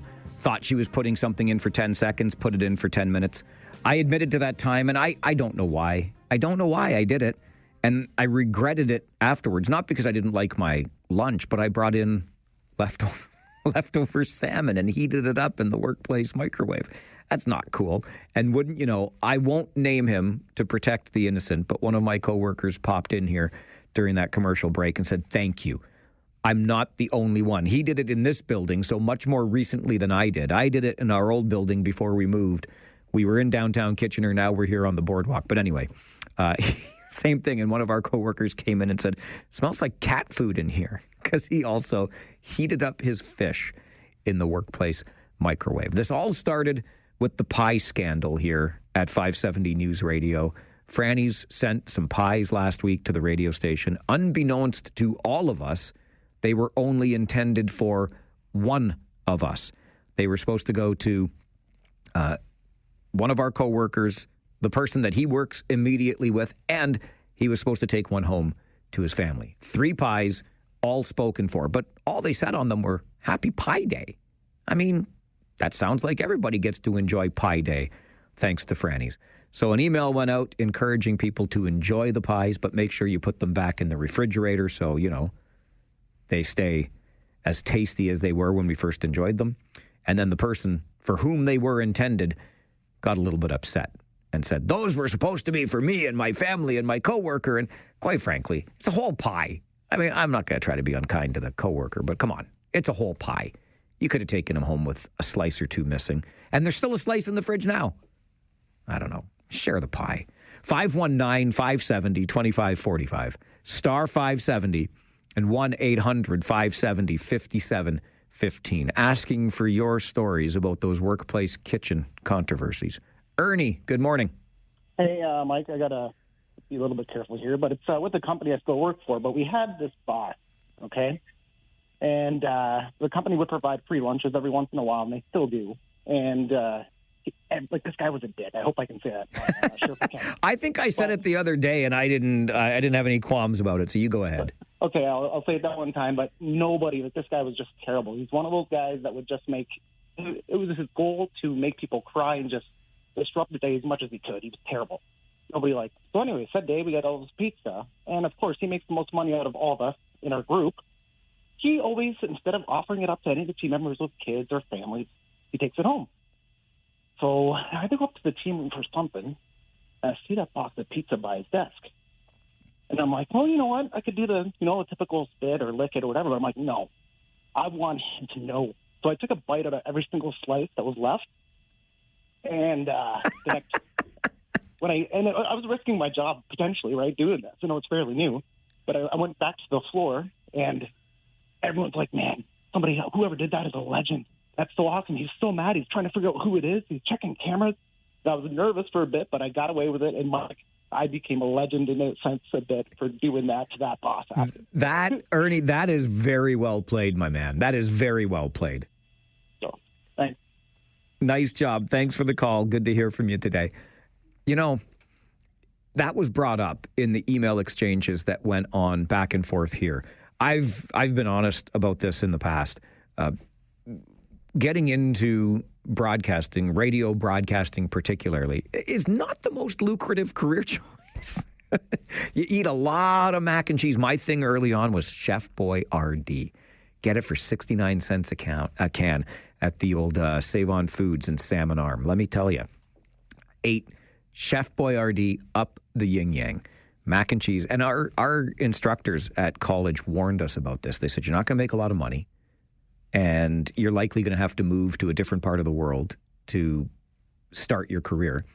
But you're going to get some free stuff, especially in music radio back in the day, CDs, occasionally, very occasionally, concert tickets, but T-shirts, right? And one of the perks I did love out west when I was new at the radio station out there is we had passes to the local movie theater. I took full advantage of those. You just go to movies for free. So you get some free stuff to help offset the fact that you're making very, very little money. And one of our coworkers pointed that out when it came to the pies.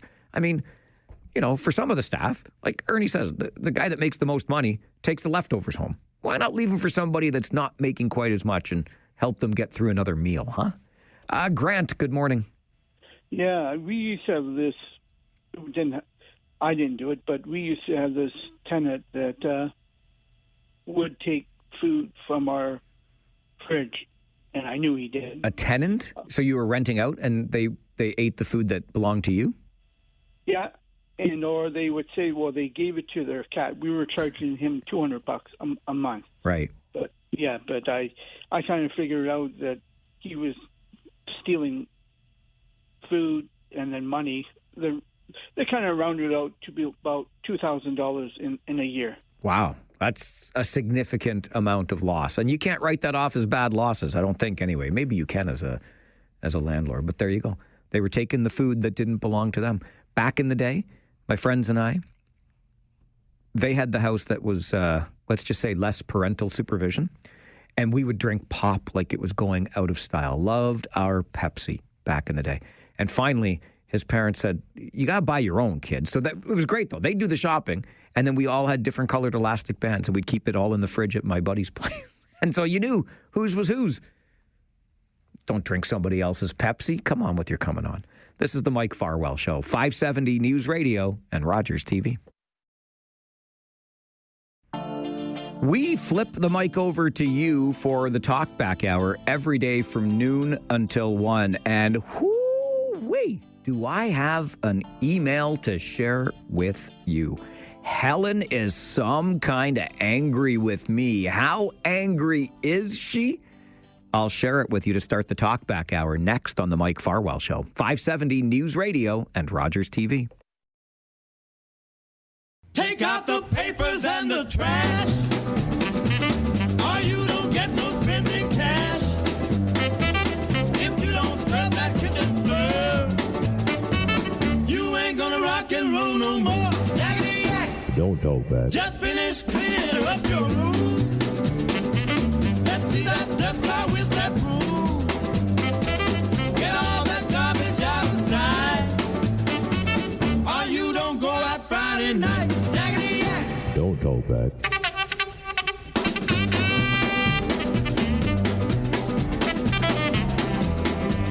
Your daily Talkback Hour begins where you get the chance to start the conversation. You can weigh in on something we talked about earlier, which is what Helen's email alludes to. I'm getting to it in just a moment.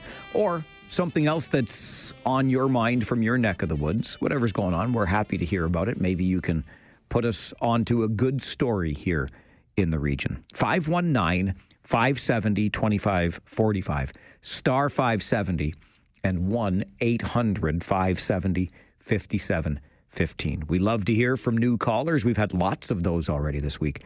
And here's just a tip. If you try one of those phone numbers and you can't get through on it, try one of the other ones because the lines stay open when they're not in use. Even the 1-800 line will work from pretty much anywhere in the region. But I had to start with this email from Helen because, boy, oh boy, did I tick Helen off this morning. Her email to mike@570news.com reads as follows. I find it interesting that in the case of the St. Paddy's Day student party, you begrudge your taxes going for their damn party, as communicated by you on this morning's show. I did say that. I cursed. You want the school or the student union to pay for the costs. When Oktoberfest is celebrated, who pays for the extra policing, etc.? How is it that I don't hear you complaining about the millions of your taxpayer dollars that has already been spent on the safe drug sites in your city? How is that really benefiting you? It is not keeping druggies off the street. These social plans are not working. Yet you don't mention your tax dollars thrown into the air. You concentrate on 4 days out of 365 in March every year. It doesn't make any sense to me. By the way, just for the record, I did say when we talked about safe consumption sites and HART hubs earlier today that what I really think we need to do is get down to the root of all of this, because despite our implementation of safe consumption sites, we've only seen exponential increases in addiction and drug use over the last 10 to 20 years. So anyway, but I'm going to go on because Helen's email is only warming up. I do have a solution, Helen writes, because I know that will be your argument. Treat the 17th of March the same as you treat Oktoberfest. Close off Marshall and Ezra for 2 days. Let the students party. Charge admission if it's such a burden on the taxpayer. If that's the way the city handles Oktoberfest crowds, that's the way this should be handled. You will never control these students any more than you will ever control an addict or force them into a safe program. The more you try to control, the more you lose. And freeze their bank accounts?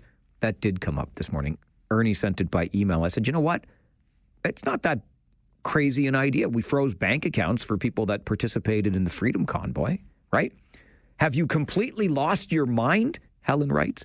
You can play all the patriotic songs you want, Farwell, but when you utter such a ridiculous statement as this, you better book your flight to whatever communist country you like, because this is Canada. We don't do things like this here.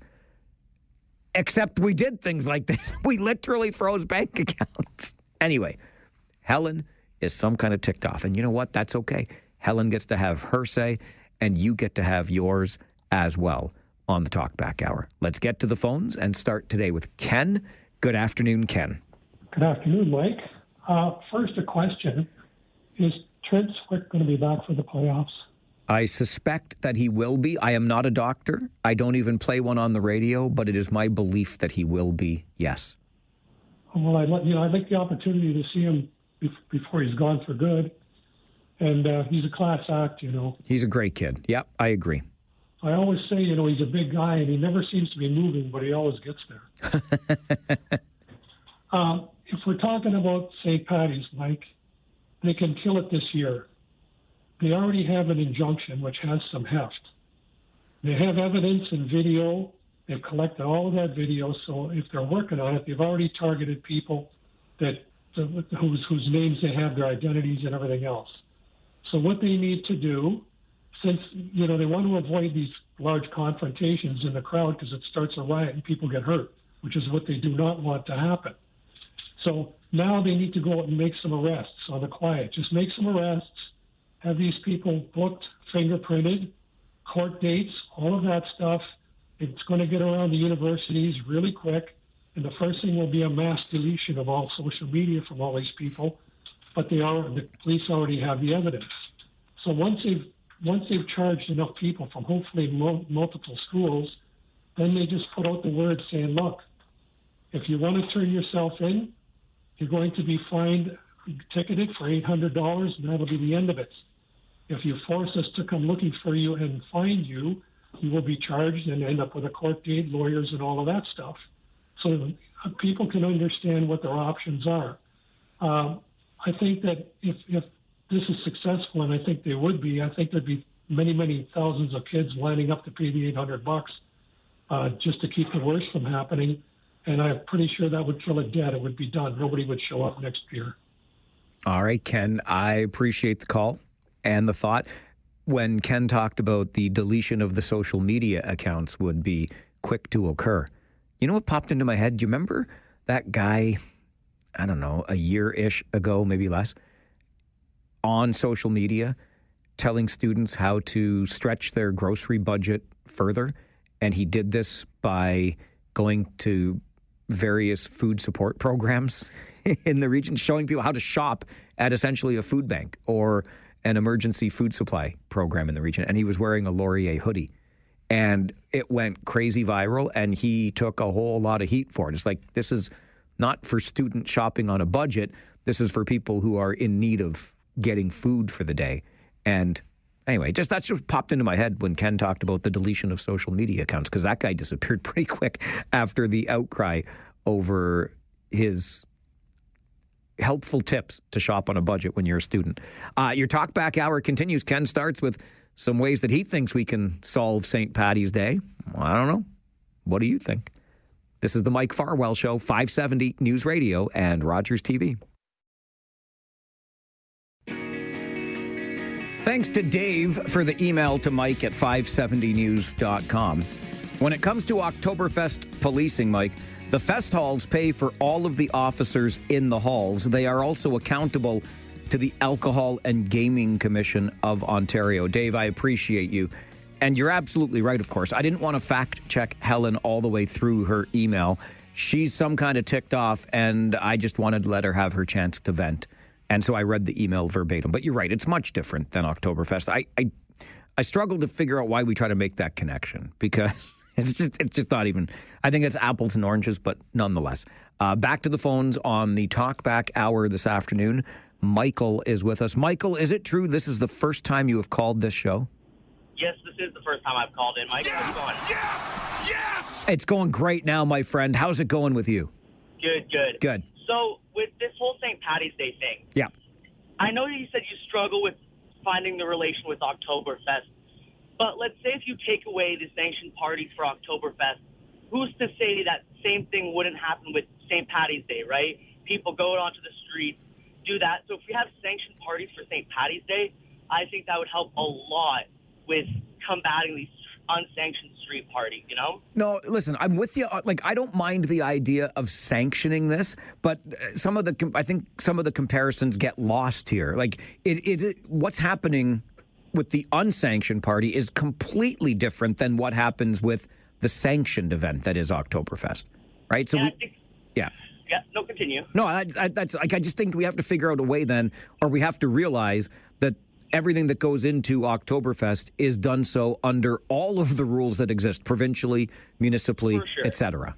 For sure, but we also got to understand, Laurier, that's a party school. We all know that Laurier's a party school. You can't take it away, right? You can't. So I think we should try to figure out a way to do it safely instead of just taking it away altogether, right? You know what, Mike? Fair point. Fair point. Appreciate that.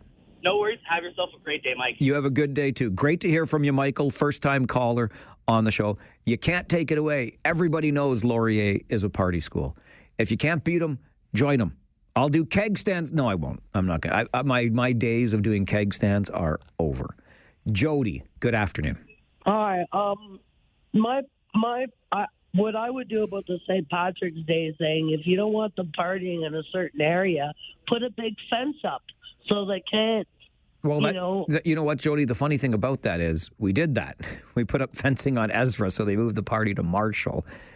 Michael is right with what he said a moment ago. Like, I don't know how we stop it, to be perfectly honest with you, because when you get 20,000 to 25,000 people onto the streets, it is mob rule. It's that simple. And there aren't enough police officers in the province, probably, to corral all of them. I don't know. I am not averse to the idea of the water cannon, even if you just, like, spread it over the crowd to make it muddy and miserable.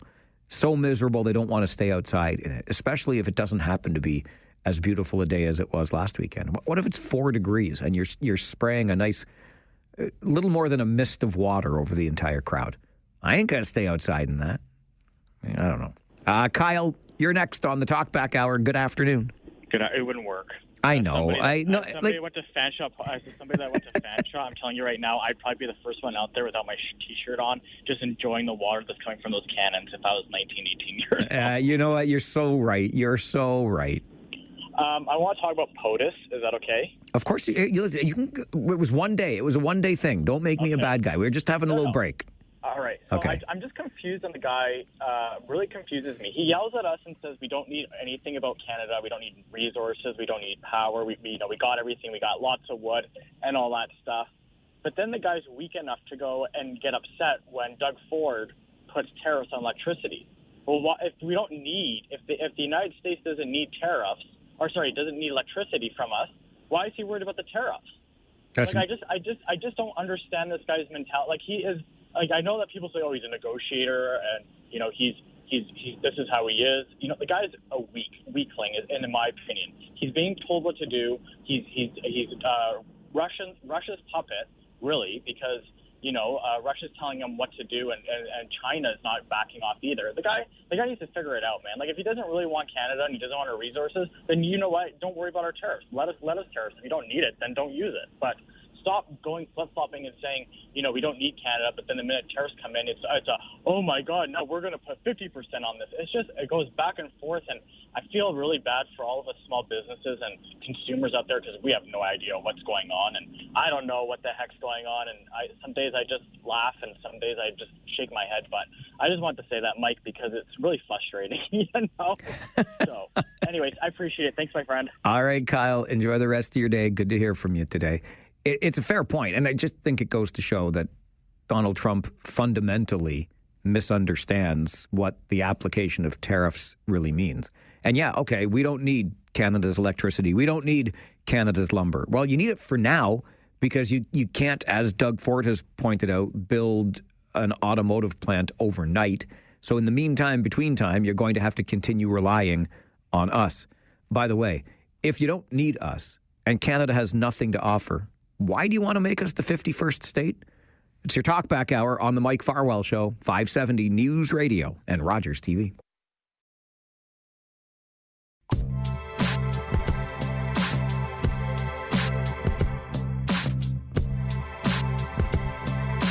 Email from Yvonne to Mike at 570news.com.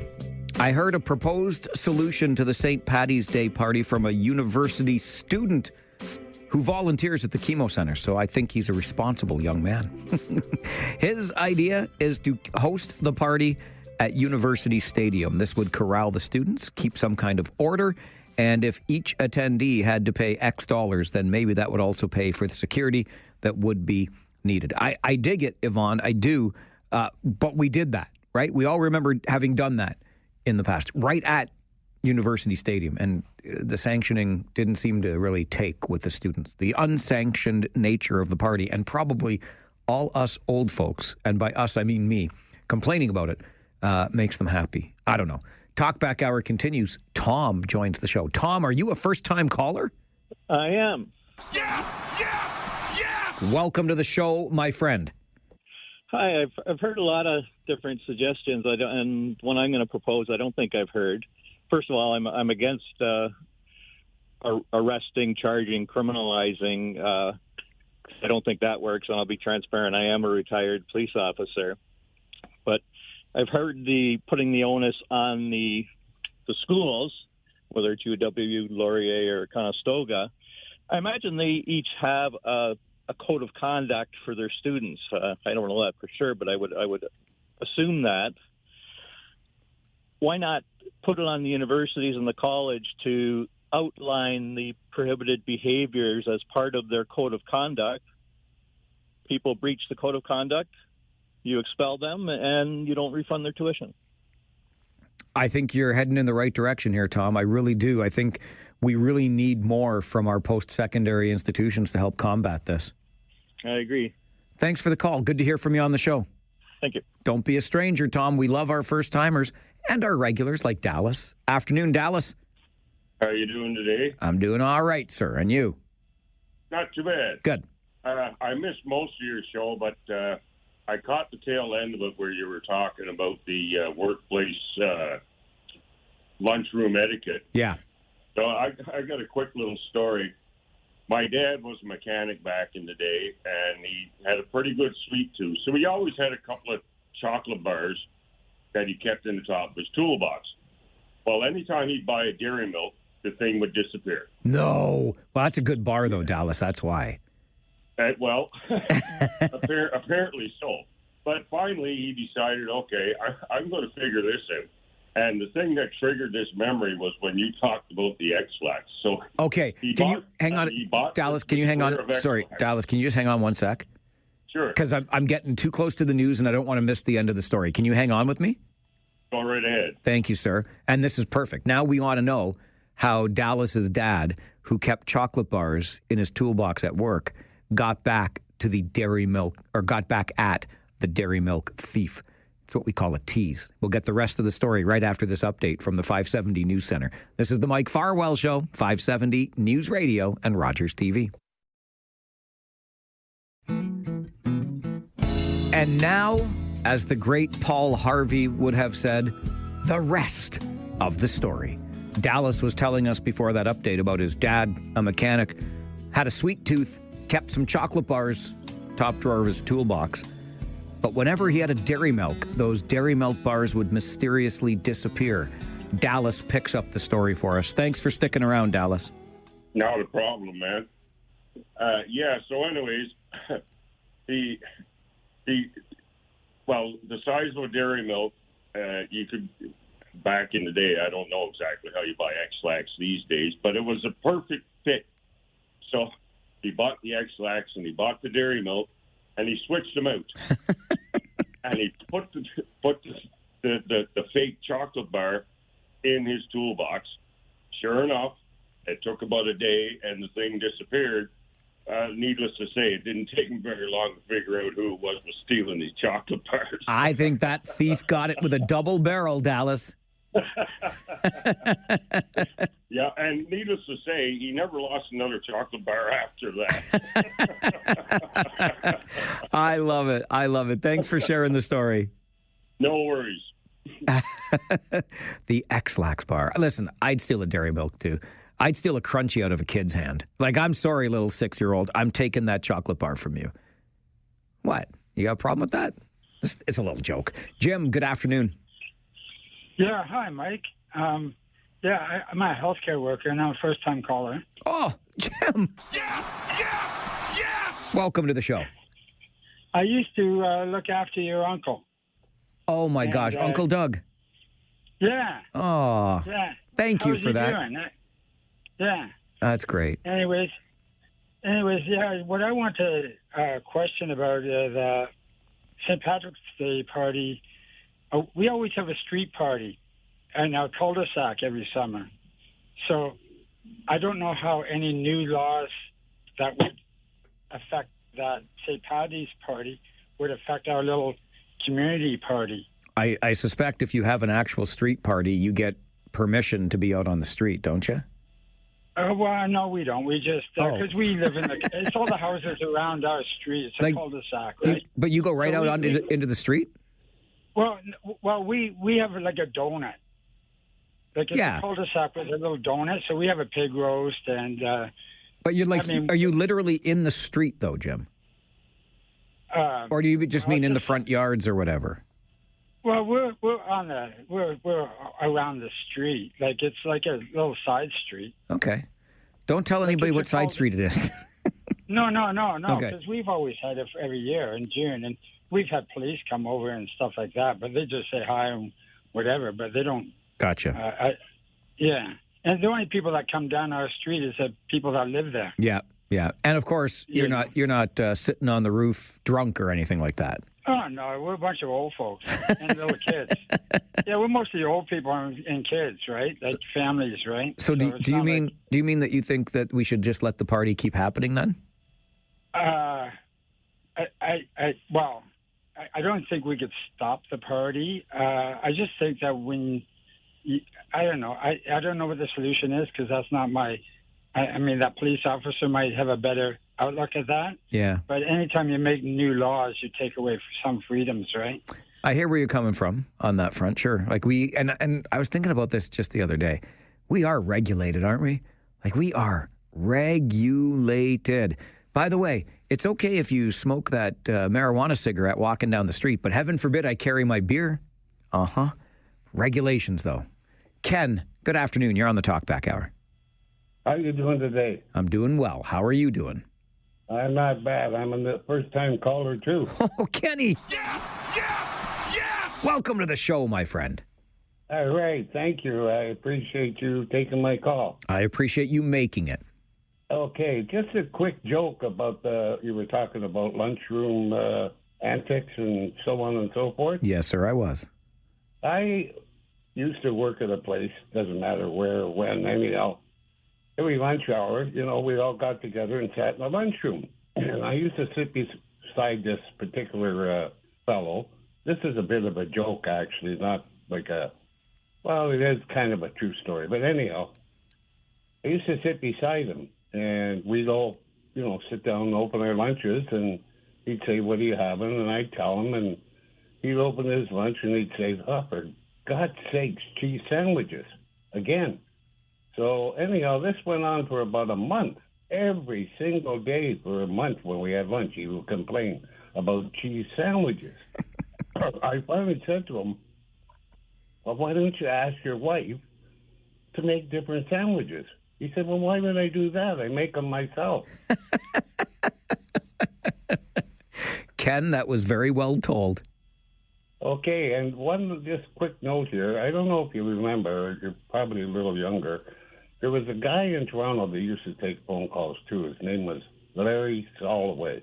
Oh, my gosh. Are you kidding me? Yeah, you betcha, Ken. Okay.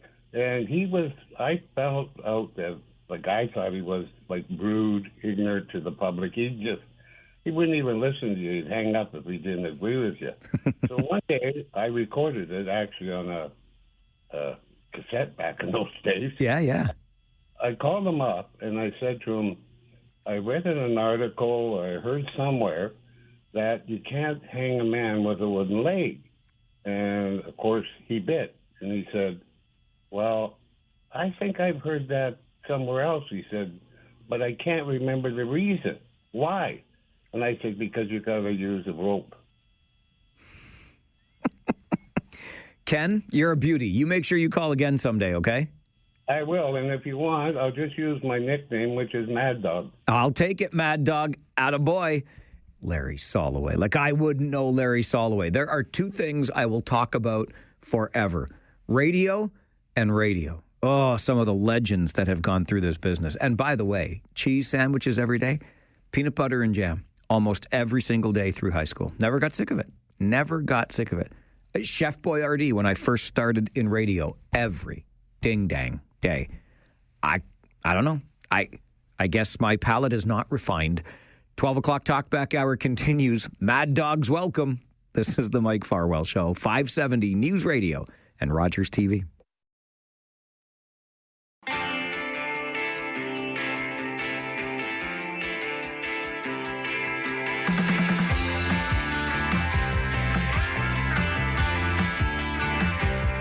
It is your turn to talk back. I should really just be honest and say I only get 3 hours every day because the last hour is yours. 519-570-2545. Star 570, 1-800-570-5715. Sean, good afternoon. You're on the Talkback Hour. Good afternoon. I was thinking back to something you said earlier. We all know Laurier's the party school. I can remember when I was younger, they used to have a really hard time being taken serious. The Waterloo guys used to call it the high school down the street. Listen, I was one of those Waterloo guys, and I was as much of a snob as the rest of them, Sean. Yeah. You're really not helping, dude. I tell you. You're right. It's a great point. They're not doing anything to help the reputation. And it was one of our callers who mentioned it, Michael, I believe.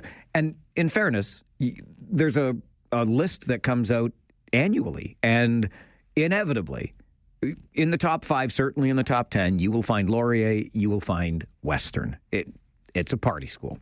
Mary, good afternoon. Good afternoon, Mr. Mike. With a mic? Mike with a mic, yes. Yesterday was absolutely gorgeous. It was spectacular. Oh, I even put chairs on the deck. My grandson helped me. Nice job. And he soaked it up. Anyway, that's a good grandson. Good for you, Mary. Good for him. Yes, he's a lovely, lovely guy. I have a very important question, and I hope you can answer it. Okay. Even if I can't, I'm going to make something up. So brace yourself. Is snow on today? No. Well, there's when no is he snow. Gonna be on? Listen, Mary, it's springtime. There's no more snow. Ha! Oh, aren't you sharp? I am. Well, listen. My life depends on all this stuff, you know. You know what, Mary? I'm going to give you something better than snow, okay? What? Farwell. Why? I listen to you all morning. Do I want to listen to you again all afternoon? No. I love you so much because I don't want to listen to me either. But that's what you're going to get. Well, is there something wrong here? Rob is on vacation, and all I can assume is that they let his fill-in take vacation at the same time. I don't know, but there's no snow. Stupid. Listen, Mary. Stupid. Mary, be nice. I don't make these decisions. No, I know you don't. But at least I wish they would say. But what if the person? What? What if the person that made the decision is listening? Well, who knows? Yeah, that's okay. But I criticize people all the That time. just shows you, Mike, how much I depend on 570. Well, maybe you will hear something between 1 and 3 that you missed earlier today. No, I didn't miss a thing. Okay. Okay, Mary. Don't try and do me with that kind of stuff. I will not try to do you with that kind of stuff. Okay. All right. Bye-bye. Bye. Okay. No Rob Snow today. You get 2 bonus hours of Farwell. Unfortunately, they will not be original hours. I don't know. That's just the way it's going this week because Rob's away. Ernie, good afternoon. Hey, Mike, just figured I should clarify that email. Like, it was a joke, you know, a little bit, but we did do that. Maybe I was half joking. Okay? No, but you know what I said when I got the email? I said, I think Ernie's being facetious, but, you know, there's a precedent for it. You're not wildly off base here. Freeze assets. Why not? We did that. We okay? did do that. On a different side note here, just want to get your opinion on this. Okay. So we were talking about the drug stuff. I know Pierre's put in, like, if you have more than 40 milligrams, I don't know how much that is, but it's life sentence. That's his fix for this, okay? And it's kind of split middle from people I've talked to. But the one thing I was thinking about this is all these guys now that are getting busted with tons, they're out on bail. Like there is no consequence to the risk for reward option for being a fentanyl dealer is huge. And, there's no risk. But what if all of a sudden this happens? These guys, like the small-time dealers, start singing, Mike. Wouldn't we get some big bust? Like, if you're arrested and your life sentence is on the line, you're going to start talking. Maybe. Yeah. Is that an option to maybe get some of the big high and the risk so high that it's like, okay, if you're going to do it, you're putting your life on the line. I get you, Ernie. And you know what? I read a great story about this very thing. You nailed it. The risk is worth the reward because the financial reward for having that much. I mean, what you can sell it for on the streets is ridiculous. And if you get away with it once, you've got some life-changing money. Not that I'm trying to give anybody ideas, but I hear where you're coming from. I just think, unfortunately, we are so bogged down. Our courts are so backed up. Our prisons are so full already that there's not going to be room to put all these people through the system and into a prison somewhere. That's the crazy part about it. We want it to be that easy, but it's just not. Gotcha. Like I said, I don't know. There's obviously no big real answer, but just something I wanted to get people to think about. Thanks for bringing it forward. And I'm with you. I think that we do need to get tougher, especially you think of the fentanyl dealer preying on some of the most vulnerable people in our community. And we let them skate? Come on with your coming on. 12 o'clock Talkback Hour continues. This is the Mike Farwell Show, 570 News Radio and Rogers TV.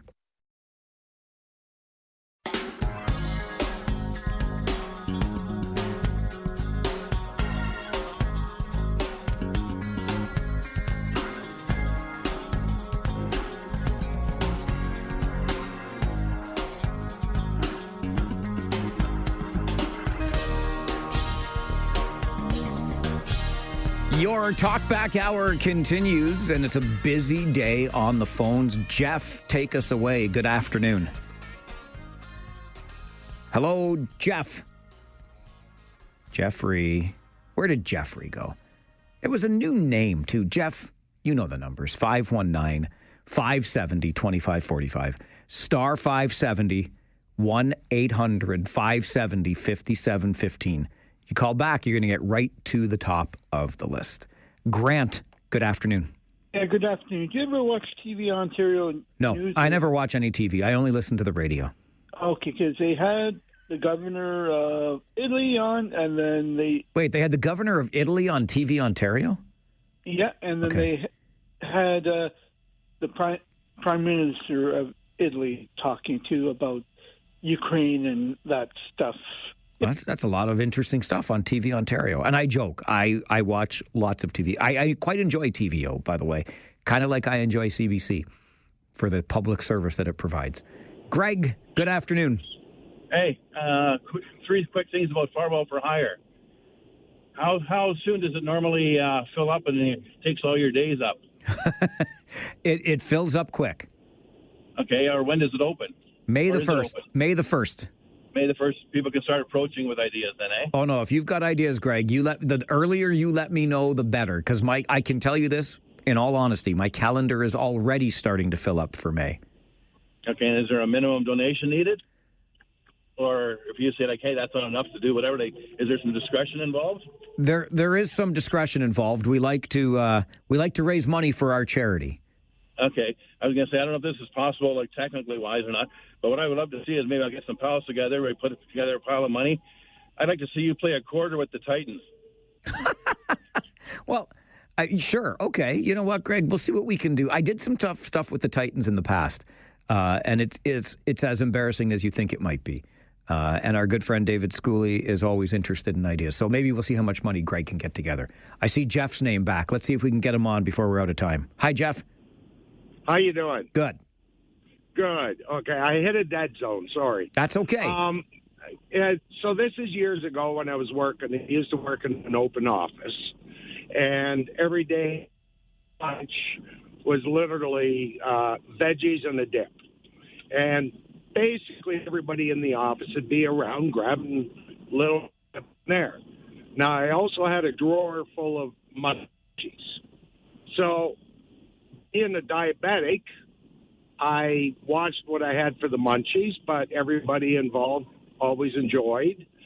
Now, I did buying myself jelly beans, and I enjoyed a few at a time. I love hearing from you. I got like 30 seconds left. Give me the punchline.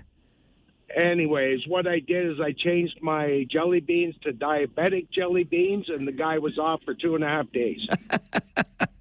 See? Nobody wants those diabetic jelly beans, which is something, by the way, I worry that I'm going to have to start eating pretty soon because I love me my sweets, too.